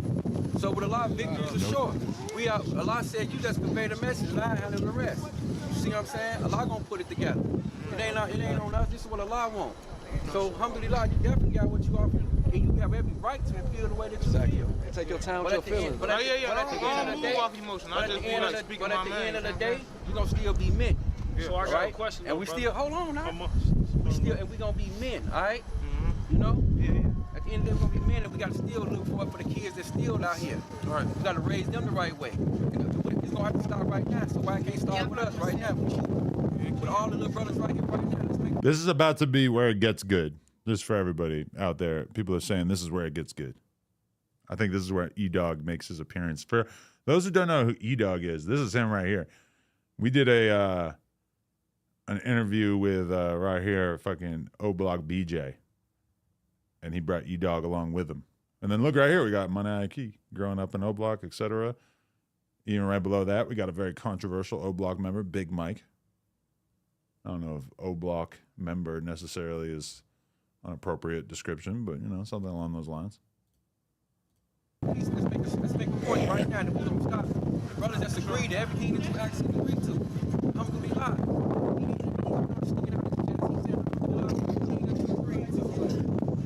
They need like a thing on the mic because this is very hard to hear at this point. No, listen. Even put me on. Ah, here we go. This is E-Dog coming up out the woodwork. He done put me on DJ TVU talking about.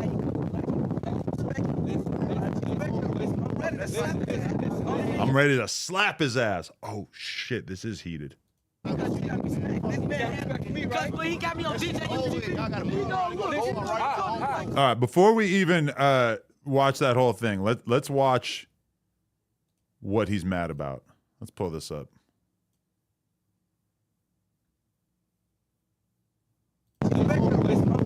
They told me he was a killer. I gotta be aware of him. I gotta keep my eyes on him. If you see him, J-Mane, they say he on it. He on that. So I had to pump fake. So what's he on that? E-Dog seen J-Mane. He ain't want no smoke. Why? Because I upped that bitch. But did I really have that bitch crazy? I ain't had that bitch crazy. The Pokemon one on you? I never had my what? Pokemon. Gotta have your Charizard. No Pokeball, bro. Gotta have your Charizard. No Pokeball. It hit different when I ain't got my Pokeball on. And I see an old block in at this time period of my life. It hit different. On the drug, you got the crazy. So, as J-Mane get on your ass, getting his whoop. What fool do? It's murder. He get in his whoop. Oh. But J-Mane was pumping. His whoop, get the fuck out of there. He runs back to the old Rocky hood, bro. Get the fuck out of there. J-Mane get that. They told me he was a killer. I gotta be aware of him. I gotta keep my eyes on him. If you see him, J-Mane, they say he on that. He on that. So I had to pump fake. So what's he on that?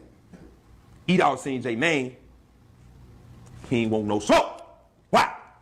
Because I upped that bitch. But did I really have that bitch crazy? I ain't had that bitch crazy. The Pokemon one on you? Okay, I'm already like replaying it. Okay, so let's do the homework just so we can dissect how real J-Mane is being here. This is the interview where J-Mane said these things. August 14th, 2023. So about a year ago. Now, to be fair, the push and peace movement was it in full effect a year ago? I don't know. I feel like a year ago is like basically like when he started talking about pushing peace. Because like J-Mane was getting a fair amount of attention, I think, and like doing interviews and stuff before he started talking about the pushing peace thing. What is this? I was just on the phone with E-Dogg on Skinny's Live telling FYG J-Mane he had the up on him at the barbershop. Oh, shit. So this is... See, we could, if we really wanted to, we could also watch... DJ, you go crazy. We could watch E-Dogg talk about running into him at the barbershop. So look, you know, the biggest thing that came up on our couch lately has been the whole breakdown of FYB J-Mane running into Old Block E-Dogg at the barbershop. And he said, it hit different on Cottage. Niggas get caught lacking on Cottage, they get shottage, all type of shit. As he sees you, and does he say, be a I got man, they. Oh, you And I. We just watched this. He runs back to the old. Ain't get that. Lady. Hey, old lady. Hey, King. E-Dogg, you bumped the J-Mane at the barbershop. Hey, I don't know nothing about it. We gonna get back to that another time, man. Trenches News and J-Mane, we gonna get back to y'all at another time. I don't know nothing about it right now. We gonna get back to y'all at another time, man. Yeah. You ain't know nothing about it. I don't know nothing about it. Another time. Me and DJ gonna sit down and holler at you, fellas. I might tell his ass to bring y'all too, sit on the side of me. Damn, you know they'll love to do that. I gotta hear my cue laugh. So basically, E-Dogg's declining to commentate on what exactly happened at this alleged barbershop run-in.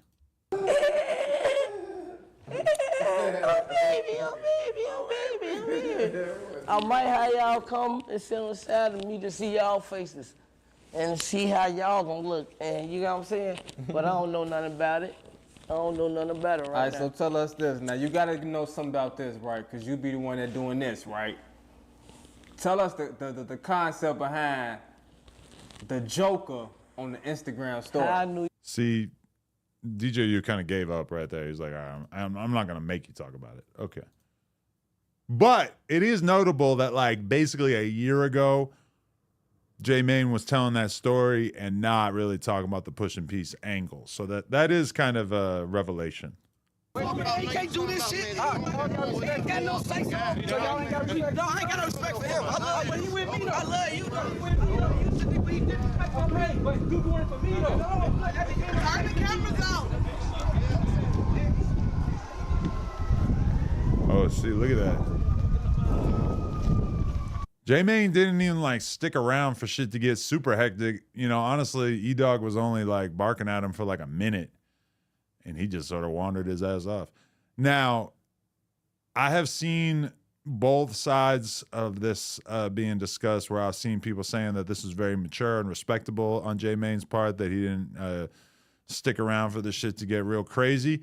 But then on the other side of things, I've seen people saying that if you really want to be a cornerstone for pushing peace, then you basically, in this exact situation, you should stick it out regardless of if you are in an uncomfortable position.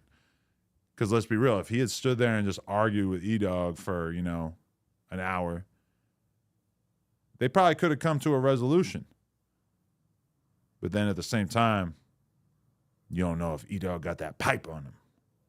And if he chooses to lay your ass down on camera, well, that doesn't seem like a very good idea. Hopefully he would not actually do that or even really consider doing that. But I don't know. What do you guys think? I want to know in the chat. Chat, tell me, do you think that J-Mane should have stuck around for all the smoke? Or do you think that he should have dipped out like that? Let's do a little poll. I'm going to do a poll. We're going to do a poll in the chat. Start a poll. Did J-Mane do the right thing by leaving? Yes? No? All right, I started the poll. Now, basically what I mean by this is, should he have stayed? Would it have been better for his overall message as a content creator and as a person who's pushing peace? Would it have been better for his message if he had stuck it out? Let me know.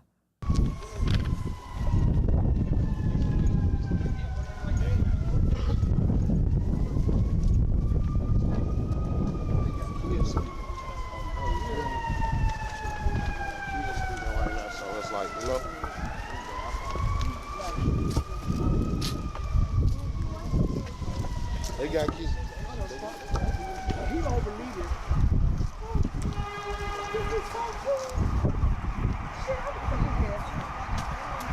Thank you so much. I think today wasn't so great, but I didn't know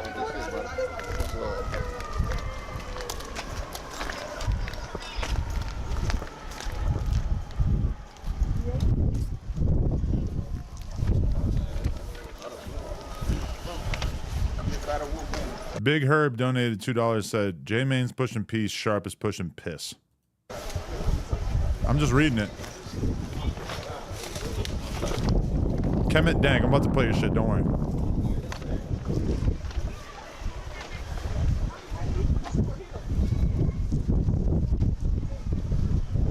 Damn, I hate the body language. You got the hood up, you got his jacket kind of, you know? Like I want J-Main to be walking out of this situation with his head up, prideful. I do kind of wish he had stuck it out a little bit longer. But E-Dog was bringing that abrasive ass energy, so I do feel it. I just feel like,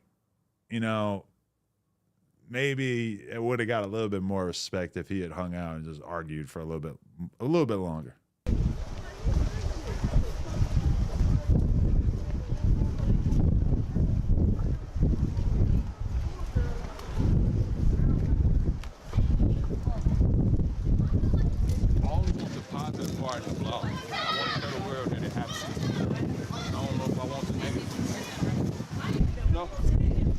Shout out Alcoholic Gamer. I just saw your drink recipe.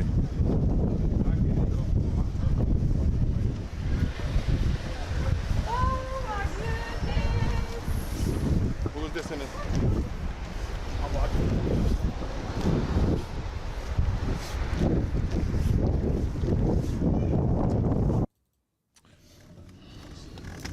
Okay. Is you gonna talk about it more? Damn, man.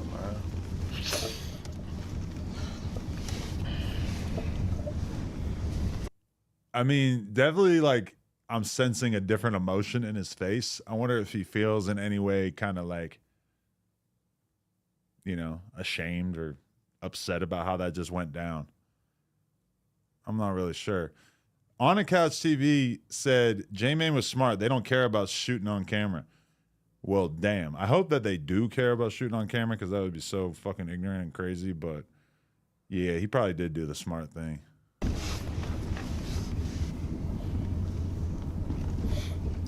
Damn. Fuck. You could try it, J-Man. Fuck. Damn.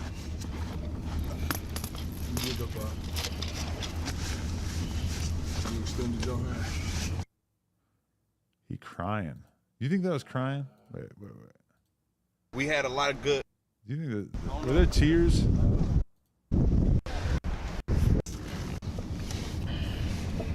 I don't think he's crying. I think he's just a little upset. Damn. Oh, but he is sniffling a little bit. Oh, man. You could try it, J-Man. Fuck. Damn.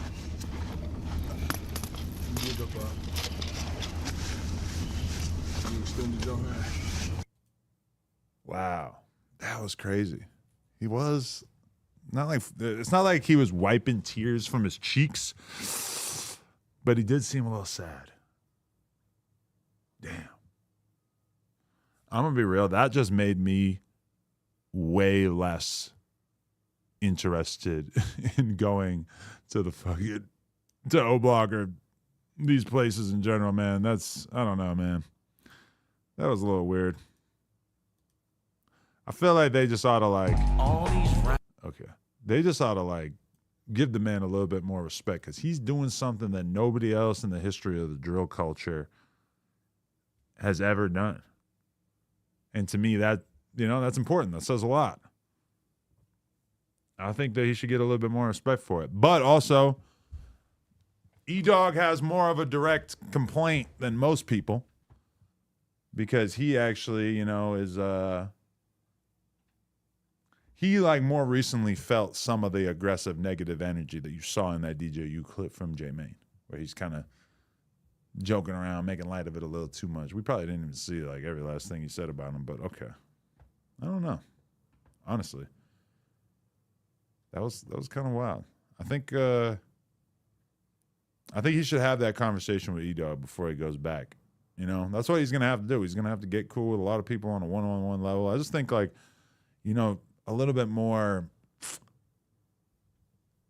he just needs to approach it a little bit more gentle. When you show up with the camera crew, you're still wearing your drip, you're still wearing your ice, you got the $100,000 chain on. I feel like, it might go over a little bit better if he were to show up with a little bit more of a conciliatory tone. Let's be real. All right. J-Mane makes all this money from doing interviews and shit, right? What if he showed up and he spent $5,000 just to pick a number out of a hat, like a reasonable number?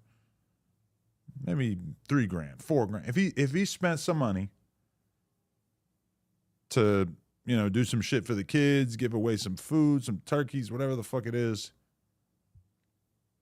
that would kind of be putting his best foot forward a little bit more to say, hey, look, I'm going to make it so you cannot mistake this for a purely positive gesture. Might be a little bit harder to hate. It might make it a little bit more clear that this is not about necessarily enhancing himself. Because let's be real, that video I think has 400,000 views. And there was another one. J-Mane, he went to that's the second going to O-Block video that he's done, So shit, he made a couple $1,000 off going there. I think it might say the right thing if he was coming with gifts in hand, not for the dudes, but for the kids. I don't know. Whatever. All these rappers are fucking fat. All right, so this dude sent $70 for us to review his song, Kemet Dank, Sports Are Gay. Anybody else want to get down like this, just let me know. Let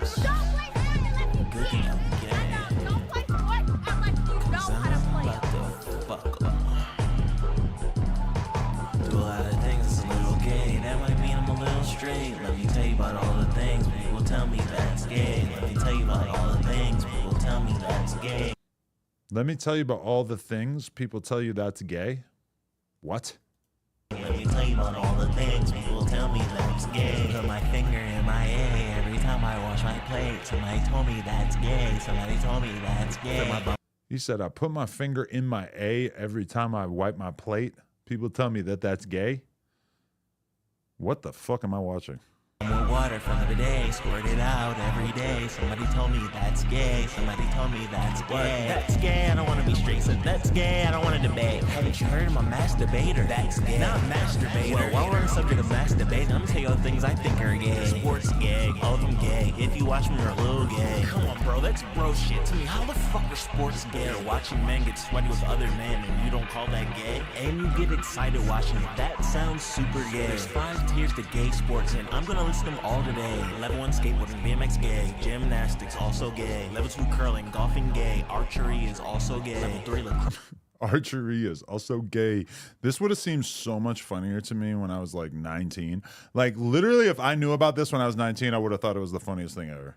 Cross, cricket, soccer, all of them are also gay. You haven't even hit none of my faves. Level 4, it's on the way. Basketball, baseball, volleyball, tennis, boxing, man, they're super gay. Level 5, wrestling, UFC, and also MMA. All of those are super duper, uber, super duper gay. Wrestling men, sweating men, touching men, sweaty with men, sweaty men, touching men, humping men, butt the men, penis the butt with the men. Football too. That's what you like to watch, bro? And you don't think that it's gay? You yell and shout their penis on the butt of another man, and that doesn't sound gay to you? What the fuck did I just watch, dude? Okay. Yeah, I mean, okay. You want me to react to this in a sincere fashion? Yes, it's kind of weird putting your sweaty body all over another man for the purpose of sport. But who cares? You know, this is like, it's the most basic, like, human urge to compete with other men. Basketball, baseball, football, whatever. It's like you get sweaty and you fucking compete against other dudes. Otherwise, you're forced to only engage in sports where you never have to touch each other or you never get sweaty. Baseball, you don't really get sweaty like that, besides, I guess, when you're running the bases. I mean, like, jiu-jitsu is one of the greatest art forms ever created. I'm pretty sure I know what meme is going to come up if I search this. I just searched jiu-jitsu gay. No, it's not showing me the meme that I thought it was going to show me. There's definitely a lot of like jiu-jitsu photos that are like, whoa, that is literally gay.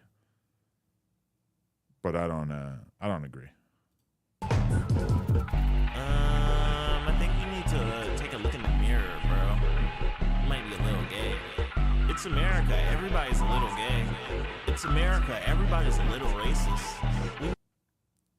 I'm not somebody to shy away from basically using gay shit for humor, but I don't know. That was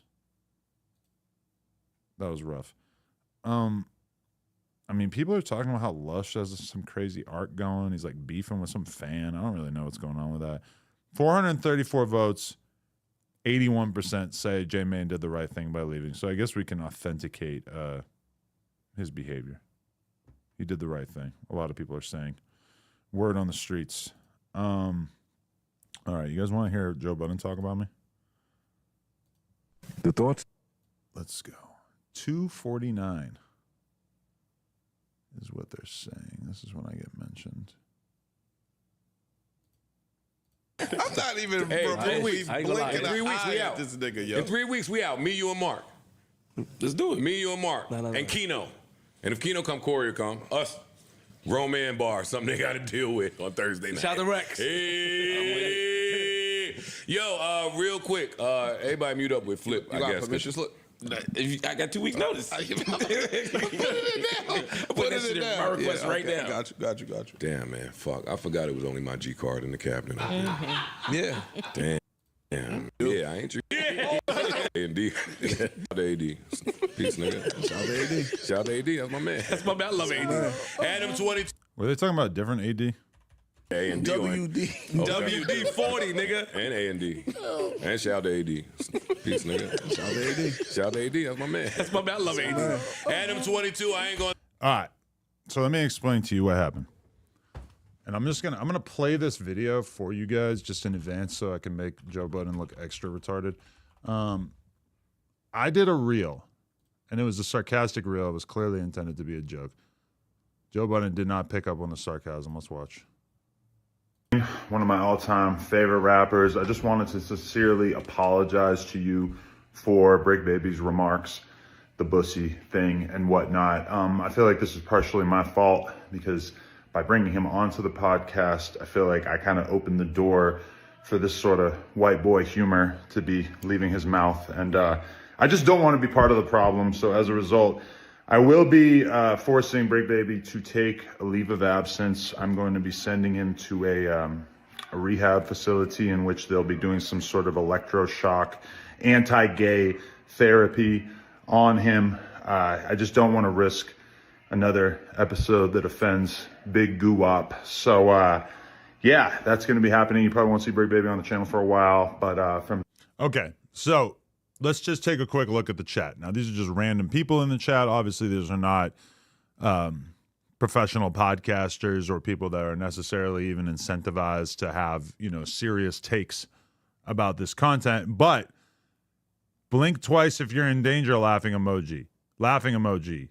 6 laughing emojis. Bizzle asking for a job. Swayze putting the skull emojis. This guy's laughing. We're going to see Brick at the show tomorrow saying on Hood with the pink panties in the bag is crazy. I don't even know what that's a reference to. It wasn't my house. We're in an Airbnb. X-rated, laughing. This guy kind of missed the joke. This is why we don't see big names on No Jumper anymore. Y'all trolling too hard. The goons was about to come get him. Bro, you be playing too much. Bro got the call. Ha ha ha. I'm saying that all these random fucking fans, all these random people got that it was a joke, right? Now let's listen to Joe Budden talk about it. Arguably like the biggest podcaster in hip-hop. Let's see how well he got the joke. I'll talk about it, but I know you got that Gucci Mane phone call. Hey. Oh, that's all that video said. Oh, I love seeing your white ass double back and crawl back when Black Authority hits your line. I mean, could he look any fucking dumber? Like, this is astonishing. You're telling me that all these random commenters got the joke and that you didn't, and that you're speaking this confidently about it. You're really showing your age. Let's just do a quick age check here. Joe Budden, age 44. You're podding like you're 64. You're podding like you've never been on the fucking internet before, Joe. Don't be all that shit you came up here and talked, boy. Your man that you employ went out there and said something that was bogus. I know you got to go. Mm-hmm. Hey, boy, he doubled back. Quick. Look at the confidence with which he's saying this. And the crazy thing about it is that, you know, I'm operating on a much more ethical framework podcast-wise because he's never going to go on his podcast and acknowledge what a fucking moron he looks like here. If I did this, I would be on I would be on my Instagram story as soon as it came out, like, hey, I didn't get the joke. I'm sorry. I fucked up. I didn't get it. My bad. Joe Budden comes out here, completely misses the joke. The joke soars over his head, and he goes onto his podcast and sounds this fucking bogus. And his bogus-ass co-host, not a single one of them is with it enough to understand that they all are falling for the fake news being perpetuated by this guy. Yes, apologize, suspended the nigga, fire the nigga. Yo, he won't be here. You won't see him on the broadcast anymore. Yo, you know I'm 1017 for life. You know I rep that 1017 shit. For the record, I said that Brick Baby was going to be sent to an electroshock anti-gay therapy center. And that wasn't enough to tip off old man Joe into realizing that it was a joke. Oh yeah, you're burnt. Yeah, you're 87 years old. And what's crazy, I know like it's kind of his thing because there was something else I forget, but there was something that he was talking about on his podcast where he like was blatantly falling for some fake news clip or something, and he was like he had a whole huge, long, drawn out conversation about me on his podcast, and I texted him and I was basically like, hey, that was a joke, you fucking moron. Like I probably didn't say that, but I was like, you know, basically informing him, hey, you completely missed the mark with this content. And his response was basically like, yeah, we're an anti-research podcast. We don't do our research. We just go off feeling, which is probably going to be like his explanation for this too, if he ever were to comment on it. But holy shit, any rational person who sounded this fucking retarded on their podcast would come out after the fact and say, hey, I missed the mark. You got me. You trolled the fuck out of me. I fell for it. I spread it to, 400,000 plus people on my podcast. I'm sorry. However, you will never get that kind of honesty out of Joe Budden. It's really sad. Yo, just say a nigga called and said, I'm killing you next time I see you. For the record, obviously, Gucci Mane did not speak to me. We talked about this on Tuesday, and that was also obvious there. Gucci Mane did not reach out. I don't know why y'all get on the internet and say everything but, yo, a nigga that I think will kill me said, when I see you, I'm going to kill you. So I got to make it right. Again, this is Joe Budden speaking very confidently about me saying that I was sending Brig Baby to an electroshock anti-gay therapy center. He wasn't able to put that together. He wasn't able to figure out that that was a joke. I'm astonished. And I hope this made it right. Yeah, and they still, you know what bothered me though? They try to make it right cool. He tried to still look like he was a man. No, nigga, be a bitch. Again, so much confidence in completely misinterpreting what was an unbelievably easy troll.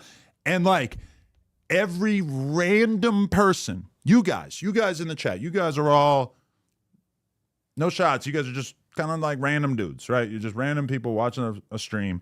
You guys, the chat, the comments, all got it so much better than him. Hats off. You guys are all better podcasters than this dude. Be a bitch. Anytime that niggas call my phone aggressively to piece some shit up, I pieced it up after rebelliousness. I ain't understand. Okay. Joe Budden dissed Lil Yachty on the podcast repeatedly. QC approached Joe Budden in the mall in New York before some award show or whatever, that Complex thing. This is like right before the super viral clip with him and Ack where Migos were weird to them or whatever. Joe Budden immediately apologizes and says he's never going to talk about Lil Yachty again. This was, I don't know, 7-8 years ago. That's how you approach beef. You just apologize. People come up to me and say, hey, stop talking about me on the podcast. You know what I say? I say, we talk about whatever the fuck we want to talk about. So his interpretation, this is really him projecting his own pussiness when it comes to dealing with rap superstars onto me. Because you are describing the way that you act to people and applying it to me. When what I said was obviously a troll. And that. After some rebel, I got to let him know. I got to put up a fight first. Adam, boy, you folded like Martha in the laundry room. That nigga folded. I didn't even get his man's doing that. Like I don't know enough about him, why he could be doing that. I mean, it was a spoof of the Orlando Brown shit. Okay. This is another mind-melting moment in this, all right? So, Ish. This is Ish, right? Not Ice. No. This is Ish. This is Ice, I think. It's honestly very hard to tell. I can't really remember. They kind of just like meld together for me as a fan. He's saying he's doing the Orlando Brown shit. Joe Budden is so lost in the sauce and so not involved with the culture and so not paying attention to what's going on online that listen to how he reacts to him saying that Brick was doing the Orlando Brown thing, which he obviously was. Anybody who is even slightly online, you know that when Brick Baby says Gucci Mane got good bussy, that's a blatant parody of Orlando Brown saying Jay-Z got good bussy, Bow Wow got good bussy, all these different people that he kind of says that about, right? Watch what Joe says. Oh, is that what he said about Bow Wow? Oh, yeah, when he said the bussy yes. Bow It was a Wow spoof and of Orlando Brown, respectfully, are not big enough for you to spoof it and not tell us. But my thing... Okay. So this is 69-year-old Joe Budden saying that the Orlando Brown good bussy joke is too niche for it to be expected of him that he understand it. Literally, I'm going to say that probably 90% of the chat watching this right now got that joke when Brick Baby said it. It's not like this is a fucking niche phenomenon. Look at. Orlando Brown bussy.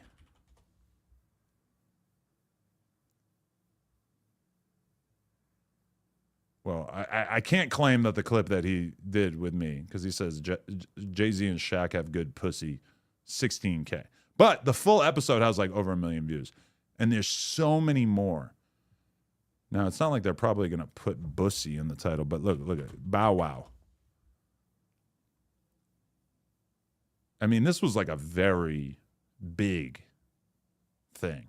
Yeah, like. They have the funniest beef of the year. Hip Hop DX proclaims that this is the funniest beef of the year.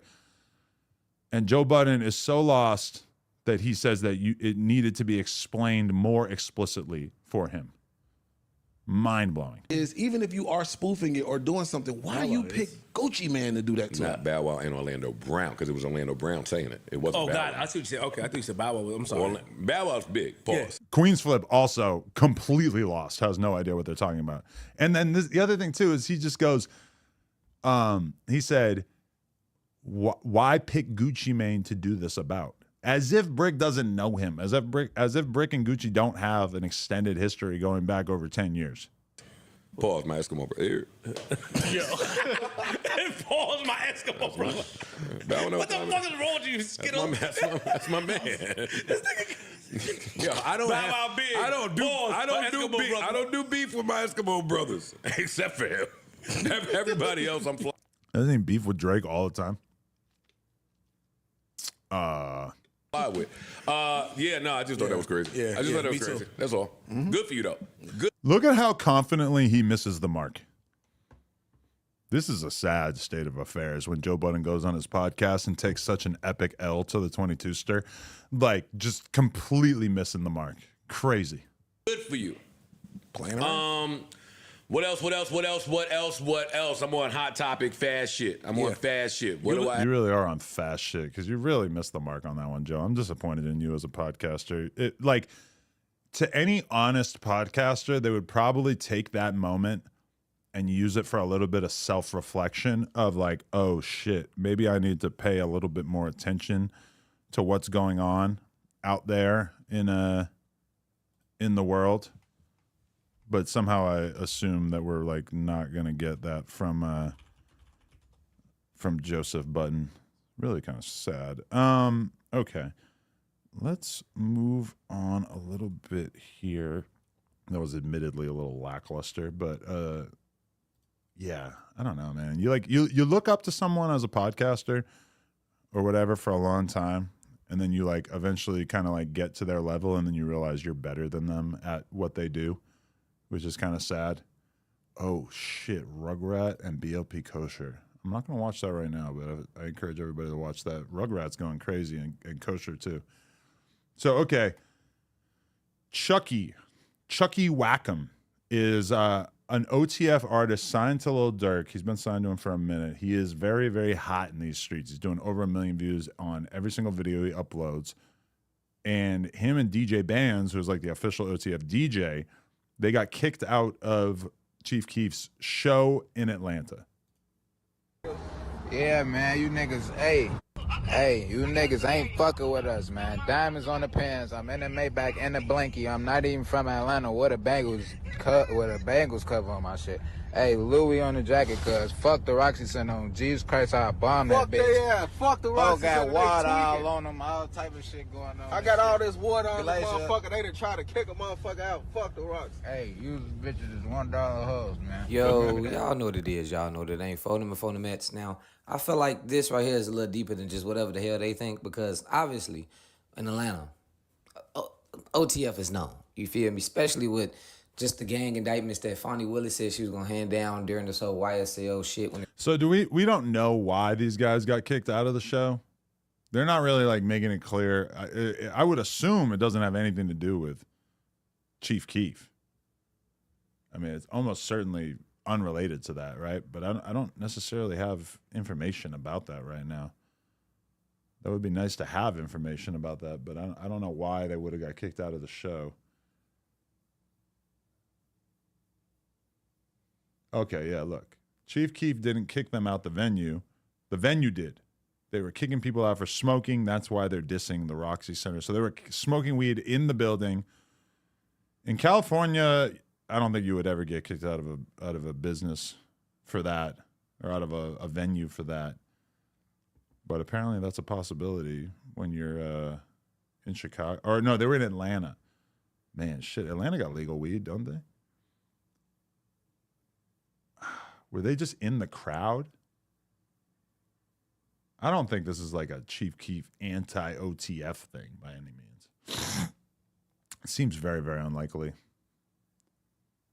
Yeah, I'm not going for that. That doesn't seem realistic. Like, what are they sending like OTF affiliates out into the crowd? This is an exclusive. We didn't really label it an exclusive, but these videos got sent to me Let me check this out. Okay. In that bitch. So this is. Oh shit! Look at that. Remo did not give credit to the dude who sent me it, and now he's gonna be mad. See, look, yeah.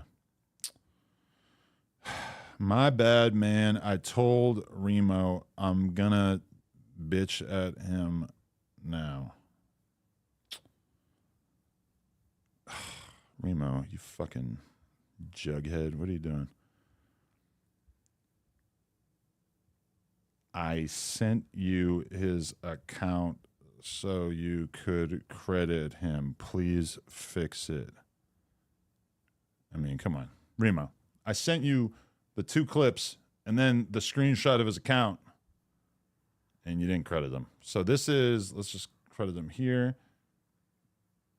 900 bruh. I'll bring it up on this. Oh, the see, look. Yeah, he posted on his account as well. God damn it, Remo. That was getting me in hot water. Okay, so this is basically this dude 900 bruh talking to Lil Durk on the phone in prison, and we get to get a little bit of an insight into what he's dealing with out there right now. Thugging.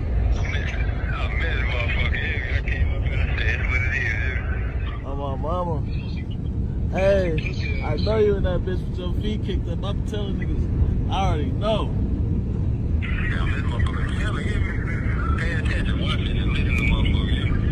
Yeah.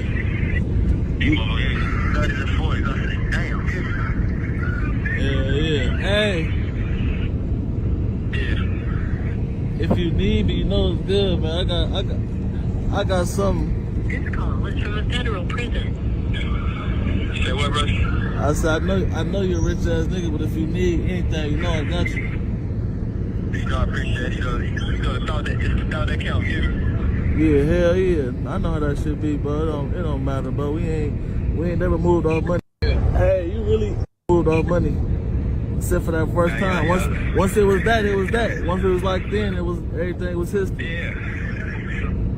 You know, I feel back to you same. I came up here like shit. Where you from? What you got going? I'll see it too, yeah. Man, what? Fuck a PC. Hey. I thought they were talking to computer. So this is Durk confirming that he's not going to PC, which I don't know how much that's in his hands. When I talked to Budda, who's locked up, I don't know if Budda wouldn't be in the feds, right? Budda basically said that he was automatically thrown in PC. He didn't have any choice about it.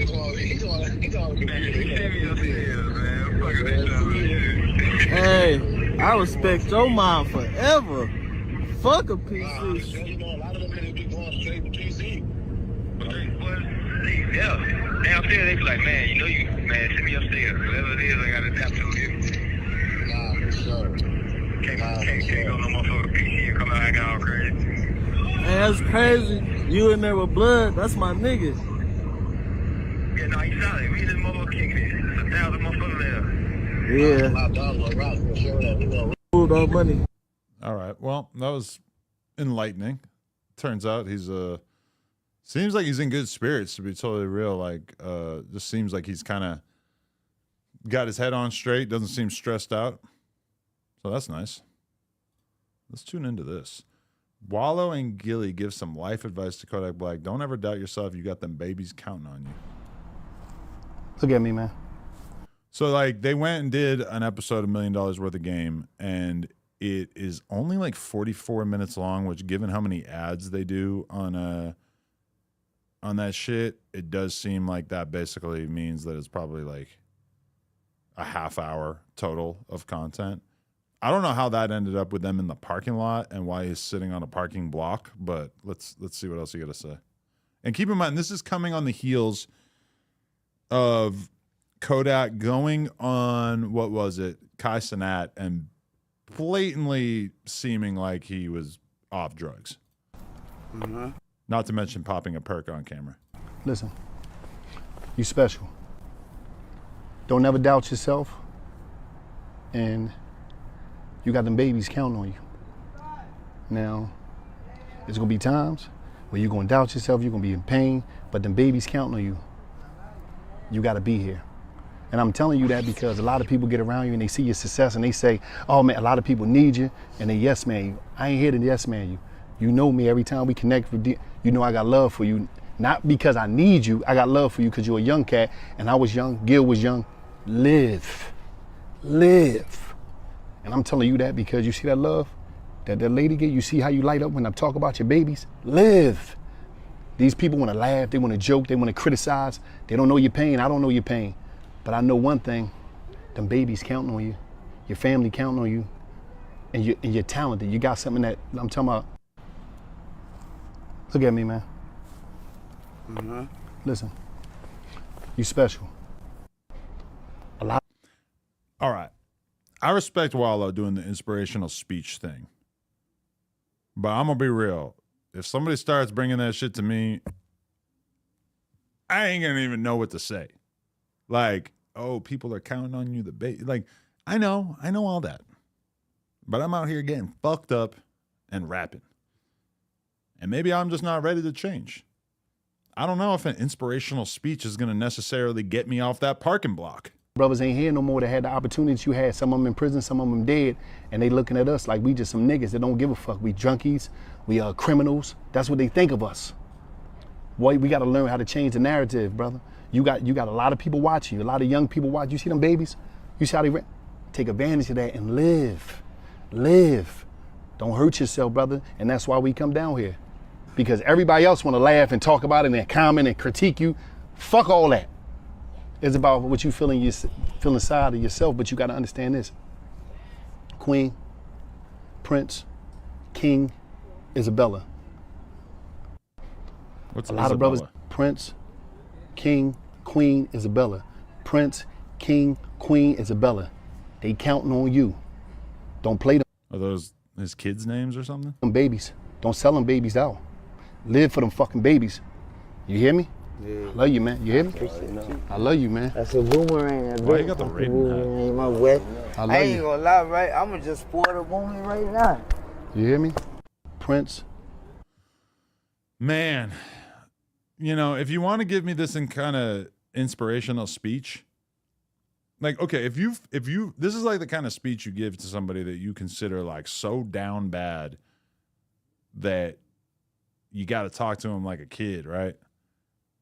If I'm Kodak, I'm like a little bit insulted. Like, you know, if you really fuck with me, you know, I'm not really trying to hear that shit on camera. If you want to tell me some general life advice like that, you can say it to me off camera, right? But saying that shit on camera, I don't know. It comes across kind of disingenuous. Like, I just wouldn't really, I don't know. Sometimes I'm not even like off drugs, and sometimes people give me like speeches like this, and I just don't really know what to say.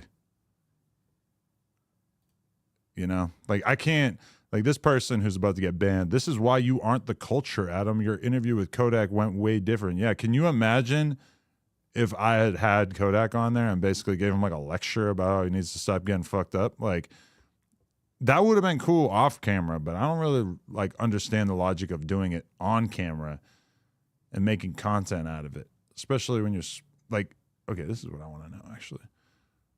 I want to know, was it, like, is this what, like, the entirety of Kodak Black $1 million? Is this like... This episode of $1 Million. You see? Okay. Okay, yeah, see, it seems like there's like a good vibe for a lot of this. Look, they're just out, they're doing stuff. Look how many ads are in this. Holy shit. Yeah, they're having a good time. Oh my God, so many ads. What the fuck? But then, all right, by the half-hour mark, they find themselves on the parking block with him. Yo. Oh my God. I was actually thinking about watching this. I'm not watching this with that many fucking ads. It's just like insulting at a certain point. Dude. That, like, they by far have the most ads out of any platform in the hip hop culture. It's astonishing. Damn, that is fucking crazy. I forgot to go through this. We could lump this in with the other thing. Ike Money. So this is the dude who was talking to J Mane when they were at O Block. I don't like how he's taking issue with how J Mane is framing this. I don't like how bro trying to paint a false narrative. I'm a mature and open person. I never have a problem with communicating, and I know right from wrong. J Mane, if you couldn't see that I was on the same page and was willing to let my guard down and see where you was coming from as well and make it to these people like our intentions was bad, you wrong. I salute what you're doing, but it's a better way to do it. It takes time and thinking. I ain't about to be speaking on the situation, though. I don't really care for the internet's opinion. If your heart pure, you would sit down and talk like a grown man, both sides right their wrongs, and come to an agreement and focus on making it right for the youth. I'm all for it.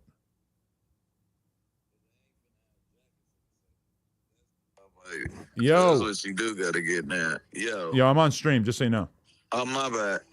I was just seeing with my niece, what type of toys, what's her favorite character? Oh, I think they put no gifts on the thing.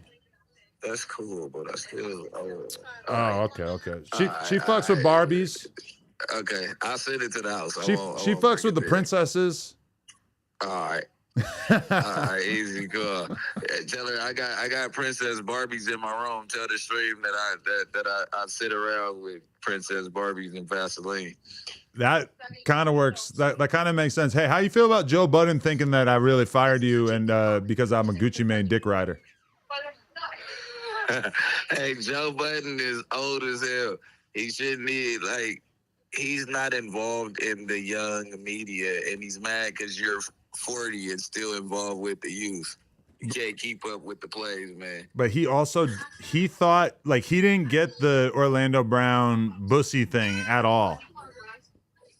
Yeah, I mean, if we were in it to satisfy Joe Budden, man, we'd be left off bad and bougie, man. You know what I mean? I ain't never been left off bad and bougie. Yeah. He's too. My thing is, Joe Budden thinks things are go on in the 90s, bro. You know what I mean? Everybody's supposed to be straight, hard to the core, and all that stuff, man. It's the new wave, Joe. Catch on or get left behind, brother. Get gay. Yo, he's only 3-4 years older than me, and he's already that fucking clueless about what's going on. He needs to spend more time on YouTube and less time in the hookah lounge. Tell him we gonna ban him, and he's banned from Scarlets. No more Star Centers, man. Oh shit, I like it. All right. Yeah, we banning shit. All right. I'll see you tomorrow. Brother.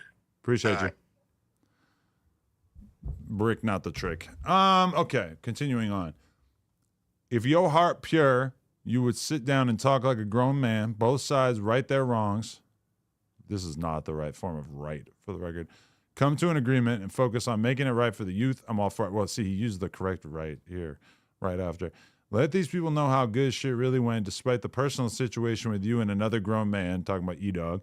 And you didn't get kicked out. You felt uncomfortable and left, which was totally understandable. I agree.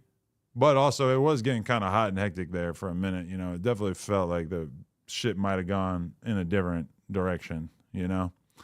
So I respect Ike Munna coming through and saying that. I never know if I was supposed to say Munna Ike or Ike Munna. Oh, shit. You ready for the next topic? Let's hear FBG Young talk about me. Okay. Where is it? Yeah, right here. Okay.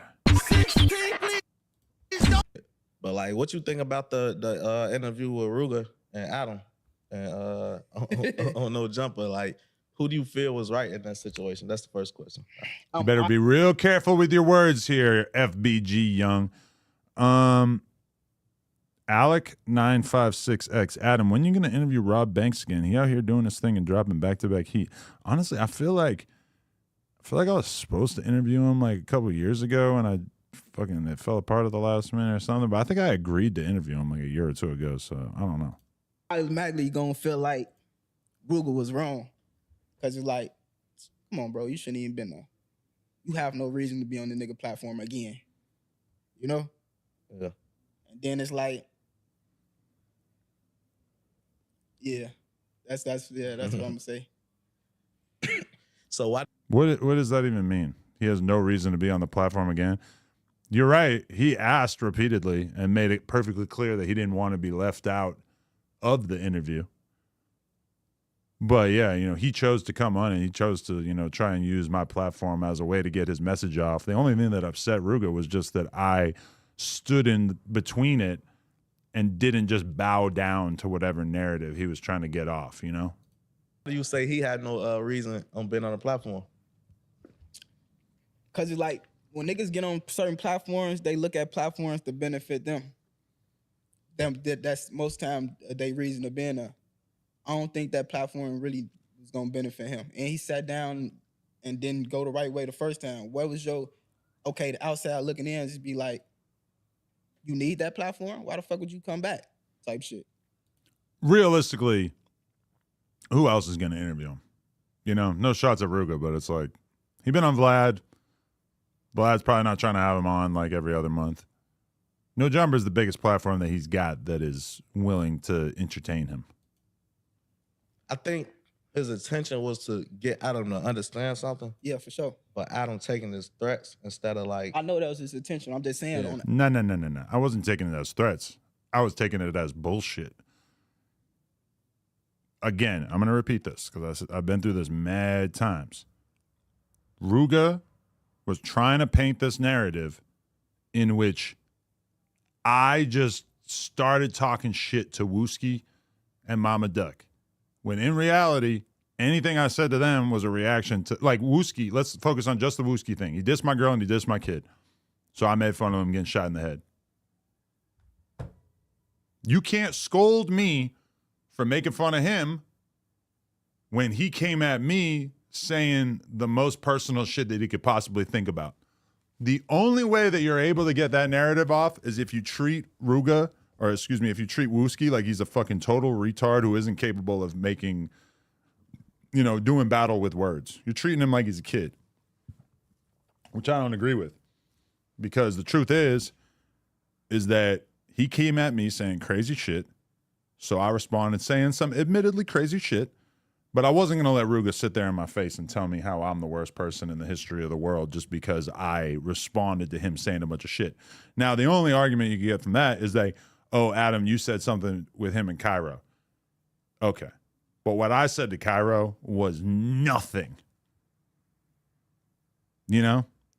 I wasn't even close to being as disrespectful as he was to me. All I said was you might not want to have Wooski vibes. I said that to Cairo.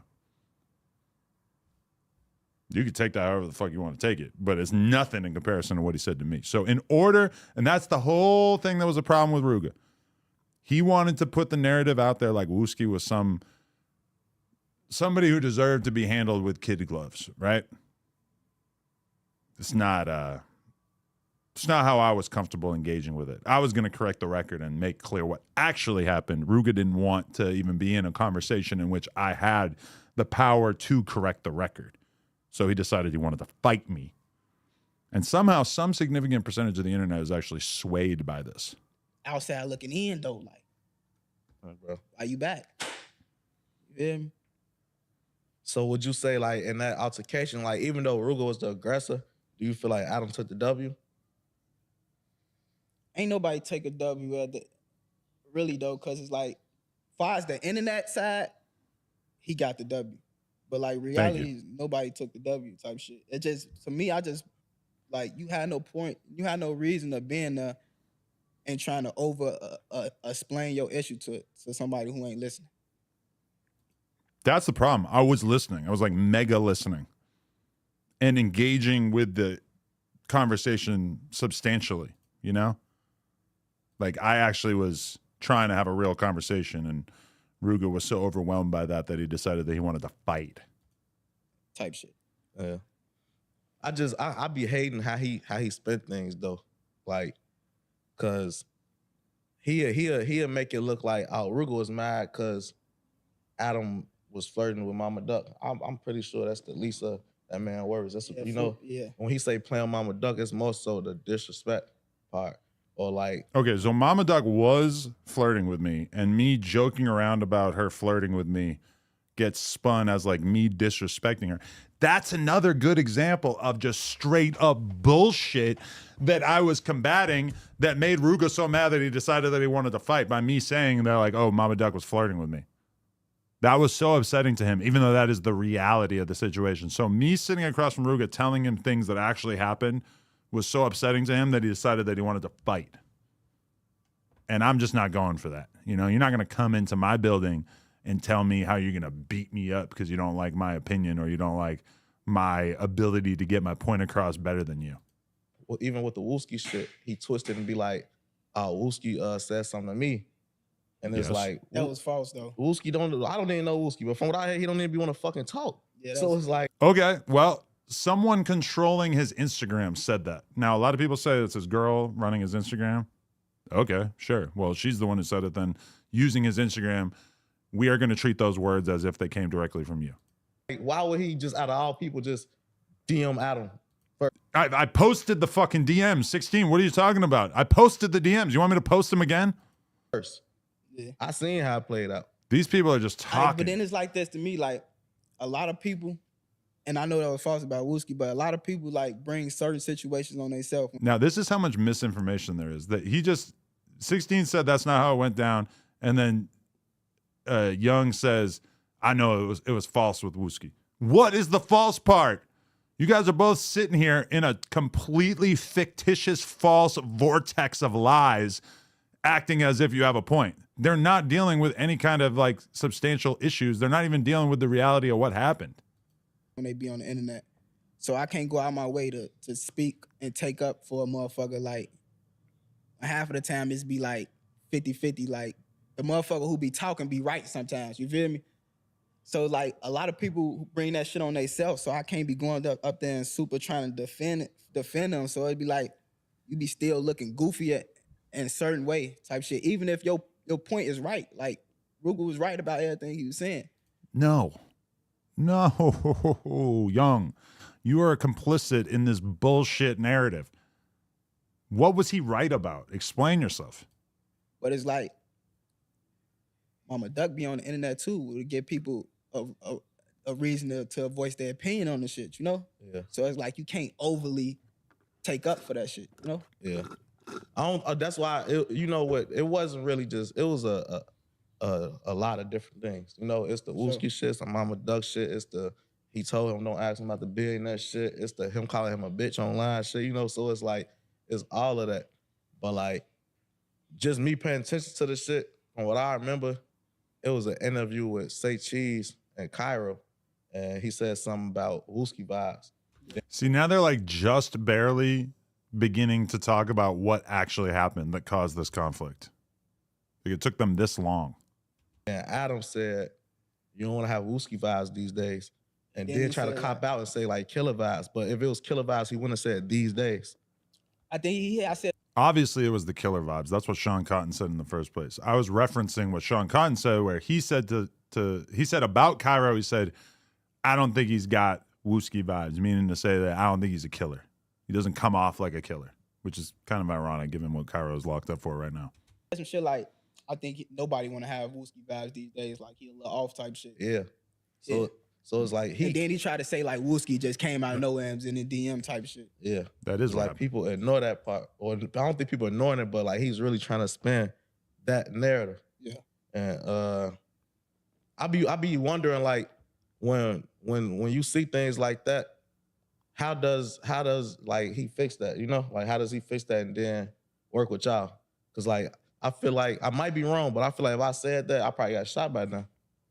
No, but that's what I was just explaining to you though. It's like certain people bring certain things on themselves. 16 is so scary that he thinks he's gonna get shot for saying he thinks he's gonna get shot for saying that somebody doesn't or does have Wooski vibes. Like that's how scared you are. Be serious, bro. Like people can voice their opinion on that. So I'm not the person who be saying you can't sit up here talking about woo woo woo. Only thing I did have a problem with is like you went out your way to bring Wooski up. You feel me? That's one thing I just had a problem with. I did not go out of my way. I was having a conversation with Cairo, and Cairo told me that Sean Cotton said that about him.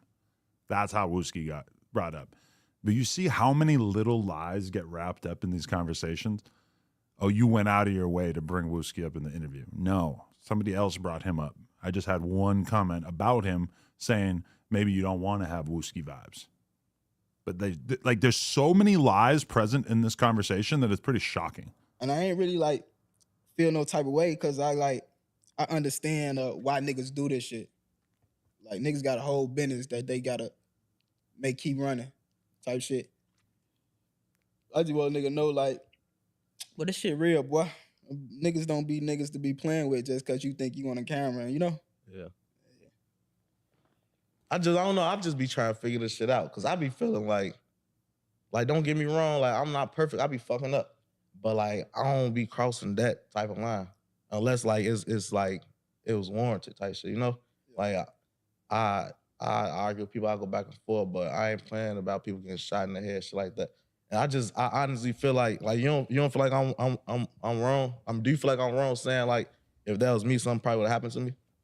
Like if I would have said that. No, cause it depends on how niggas looking at it. Cause niggas ain't doing shit. I'm finna tee this bitch up. But niggas will look at you like, nigga, you from the city, you black. They'll go out their way to be like feel some type of way about you. You feel me? So niggas look at him like, oh, his ass a goofy. Why is he shit? Like they wouldn't even go out their way to crash out on them, but they'll crash out on you. But that don't make no sense to me. It's just how niggas operate type shit. You feel me? They look at him like he's a corporate, no threat. But he knows better though. Yeah, he do. Like he really knows better than what? Again, these guys are all just like hooked into the narrative that I was doing something that I 100% did not do. It's so crazy how two grown men can sit here and have a whole conversation and get every detail of the conversation so wrong. It's just insane. Literally no. And honestly, though, if I was in this conversation with Young and 16, I would do the same exact thing that I did with Ruga, which is I would combat them with the actual facts of how this conversation went. And they would probably be so mad at me not being willing to partake in their bullshit version of how it happened that they would probably try to fight me too. Rather than reckon with the fact that they just had an entire conversation based off bullshit. Knows better. Bro, he been doing this shit way longer than me. And he's literally telling people y'all not gonna do shit. It's like, damn. But yeah, in a podcast, I'm telling them you ain't gonna do shit. And if you want to try, you could find out what's gonna happen. What's wrong with that? I would expect you to move the same way. It's like, I just started building, like, I fuck with Adam, but I just started building a relationship with Adam. Like, every time I did, besides the first interview I came there with Cash, but every time I did an interview, and Remo will tell you, like, it wasn't no off Adam shit. As many times I turned Remo down because I wasn't fucking with Adam. I came there just because I was fucking with Remo type shit. Never heard that. But, like, off camera and building, like, really knowing Adam, then they'll do everything for a reason. Yeah, for sure. You feel me? And me knowing that's like, I understand him. Yeah, like knowing him and being around, he's a cool dude and he's smart at what he do. Yeah. It's just he's don't got no morals. Like he's some. The only thing that they can hang their hat on in this argument is to basically paint this picture of me having done something that totally didn't happen. The only reason why I said anything was in reaction. Well, we're so lost at this point. I don't even feel like explaining it again, but it just seems so unbelievably obvious. By like for me to be able to be around, I can't look at him as a friend at all. I would have to look at him as just, just Adam. Yeah. For them, because he definitely ain't gonna, because y'all ain't got the same morals. He ain't got none at all, but it's the same thing y'all How got. do I not have morals? The morals that I'm standing on in this conversation is my unwillingness to let a motherfucker sit in my face and lie about the situation that happened. And this is how upset you guys are about my unwillingness to let someone lie, that you're going to smear me as somebody who has no morals. The morals that I was standing on in that conversation was not letting Ruga get away with lying in my face. Period. You from a whole different other culture. Yeah. But I thought friends was friends everywhere, If two friends from a different culture don't mean y'all just gonna be different cultures, the like same motherfucker. I mean, y'all gonna be X and O. I mean, fuck over your friend though. Like you don't think that's like some shit that should be like like everybody agree with. Like, But I don't really think. Who fucked over their friend? Who is that even in reference to? How would I even, like, who am I actually friends with in this situation that you're even saying this with? And that's just my opinion. I don't think nobody he'll surround himself around is genuinely his friend. House Phone was his friend. I don't know if you know who that is. Yeah, I know. I'm saying like House Phone was probably his friend. I don't think nobody he surround himself around is he looked at them genuine his friend. Yeah. I don't think no. I don't really relationship- think he got real friends right now. That's what I'm saying. I don't think nobody I don't think he got no friends at all. He just looked at some of these people like probably super close business partners and everything is beneficial to him. I don't think nobody around him look at that though. Like understand that. I think that's the only way you could realize that, if you realize that and just accept that. Yeah, for sure. Hey, shout out to everybody that God, it's insane the level of cope that you see people coming with when they are having a hard time making a point. It's just like the level of manipulation and attempts to create a narrative that is completely outside of what actually happened is stunning. Honestly, it kind of reminds me of a lot of stuff that happens in like the Republican Party, where everybody is so willing to twist the narrative to fit their own needs that it's just like the truth just becomes like completely irrelevant. And still nobody has been willing to give me even a passing explanation for why I was wrong in the situation with Ruga. But okay, so Joe Budden has announced that Queen's Flip is going to be on Joe Budden podcast a lot less. Let's Joe Budden says Queen's Flip will be on the Joe Budden podcast a lot less. Now, on the Everybody go subscribe to Danny from the Stop so he won't get mad about me stealing all his viewership the like last this. Patreon episode, Joe Budden revealed that Queen's Flip will not appear on the Joe Budden podcast as much in 2025. And he said it's because he has expressed behind the scenes that he doesn't want to be on the show as much. And this was kind of coming on the heels at an interesting time for Flip, as he's recently been going off about how he feels like they're trying to control him, specifically with improper improv. And he's also been saying that he wants to do improper improv and doesn't really want to be on the podcast. But improper improv has been a total mess. So how could he just be on that show and not the podcast? And he also says that he hates being at the podcast for long periods of time because the pod films twice a week and apparently it's a long venture. So, you know, they're probably there from 11 to like 7 and it takes up a lot of his time that he could be doing skits or doing other types of content. So Joe finally said that this is what Flip is doing, and he said it on air. And I think this is a big deal, y'all. I think this is the sign of major changes to come. And Joe has kind of laid the infrastructure for Flip's exit from the show. Even though he wants Flip to stay, even though he does think Flip is dynamic, I would assume that he's just too much of a wild card to keep on the show. Flip is not, like, Flip is great at, you know, maintaining, you know, content, but I don't think he's the business guy. Like, he's very stubborn. He's not flexible. Anytime Ian tries to get him to do something, he questions it. And then there's his unprofessionalism. Like, anytime somebody pushes back against Flip, he gets unprofessional. I said this in my last video. Remember when Joe suspended Flip? And Flip, well, instead of listening to Ian, who was relaying the message that Flip was suspended, he went to Joe's house, pulled up across the street. Oh my God. I just can't get over that. He went to his house. Like, you got me so fucked up if you think that our relationship in terms of doing content allows for you to just pull up to my crib. Like, that is so burnt out.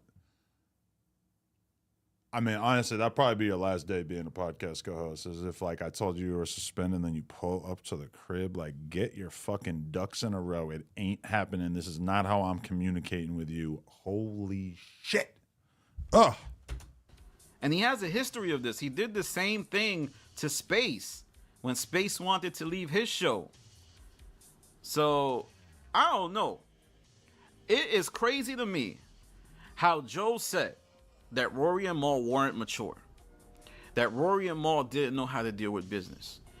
Yet Flip is way more unprofessional than Rory and Mal ever were. That's a Rory fact. and Mal wanted to get lawyers involved. They wanted accounting. They actually did show up to work, and it was Joe that would bring up the business on air. Yet we have Flip here, who has made the craziest transgressions. He almost fought Imani. He made Melissa Ford walk off set, though that was a little bit Melissa Ford being sensitive. And he doesn't listen to what Ian or Joe has to say. He feels like they're trying to manipulate him. And I think overall, Joe finally breaking and saying that Flip will appear on the podcast a lot less is a sign that his patience is wearing thin. And you know whose patience is also wearing thin? The audience. Do we think that? Does the audience seem like they're kind of over this shit in general? The Queen's Flip era? I'm going to be honest, as a No Jumper fan, or excuse me, as a Joe Budden fan, never really got into the whole Queen's Flip thing. You know, he's loud, he's yelling, he's not like a listener. Like, I feel like Queen's Flip is like dramatically worse than all the co-hosts on No Jumper. And I don't like go out of my way to like say positive things about my crew, because usually I'm looking at it more with like a critical lens. I don't think Queen's Flip is operating on the level of professionalism that I would expect from somebody on such a large platform. That's just me. They're growing tired of Flip's antics, though one could argue that even though they're growing tired, they're still watching, and this type of content is what gets reacted to the most and clipped up to the most, capacity. But I just think Flip isn't being engaging. Like, this is the same old act. This is the same thing over and over. Like, how many times are you going to say, oh, I'm mad. Oh, I'm being controlled. Eventually just leave. Why does Flip want Joe to be the one to push the eject button? Better yet, why does Joe want Flip to be the one to leave? Somebody got to put your big boy pants on. One of these guys, they're being immature. They're being little kids. Have a conversation. Do you want to be on the podcast? And if the conversation isn't satisfactory, if it's, oh, I just want more control, then we're not going to give you that control. You know what? In a couple months, you out of here, and we're going to end this thing amicably. Because right now, it looks really, really amateur hour. And that's why you got to end things early sometimes. Sometimes when you stick around too long, you just look stupid. And I think both of these guys are looking really crazy right now. And I don't know. All right, y'all. But let me know what you think about Joe. Yeah. Wow, that's so crazy, though. Could you imagine? Because, like, for anyone who watches Danny from the Stops content consistently, he kind of compares me and Joe Budden a lot. And one of his main critiques is that Joe Budden is basically turning into the most negative caricature of me. In other words, it has often been critiqued and criticized and said that No Jumper thrives off of drama and, sort of pitting hosts against each other and creating content in which people will, basically be propped up to do battle with each other. Now, I think this is mostly kind of like a silly criticism of me. You'll notice that on No Jumper post the AD&T Rel era, how much of that is really taking place? Pretty much none. My statement would be that those dudes were very, very, very into like insular podcast beefing. You can't think of anything that we've done to pit, Lush and Flacco and Brick and, I don't really like do anything. I don't feel like I get that criticism anymore to suggest that we, put those dudes going after each other, right? But with Joe, he's now getting that criticism very consistently, I guess, by their hardcore fan base. But then meanwhile, like, look at the shit that actually pops off for the Fig Community dudes. It's like it's kind of like all insular beef with each other, right? You know, not to say there's anything wrong with that, but that's just kind of what it is. So yeah, the idea that like that was like my doing was that I was setting everybody up to beef with each other. I disagree, but that's just me. Anyway, we did our 3 hours. I'm kind of cooked, kind of over it. I am kind of out of topics, most importantly. So I think I'm going to take off. I appreciate everybody who watched this, and I'll be back. Adam and Wax show dropping Sunday. No Jumper show coming hot and heavy Tuesday. Let's get into it. Appreciate everybody who watched this.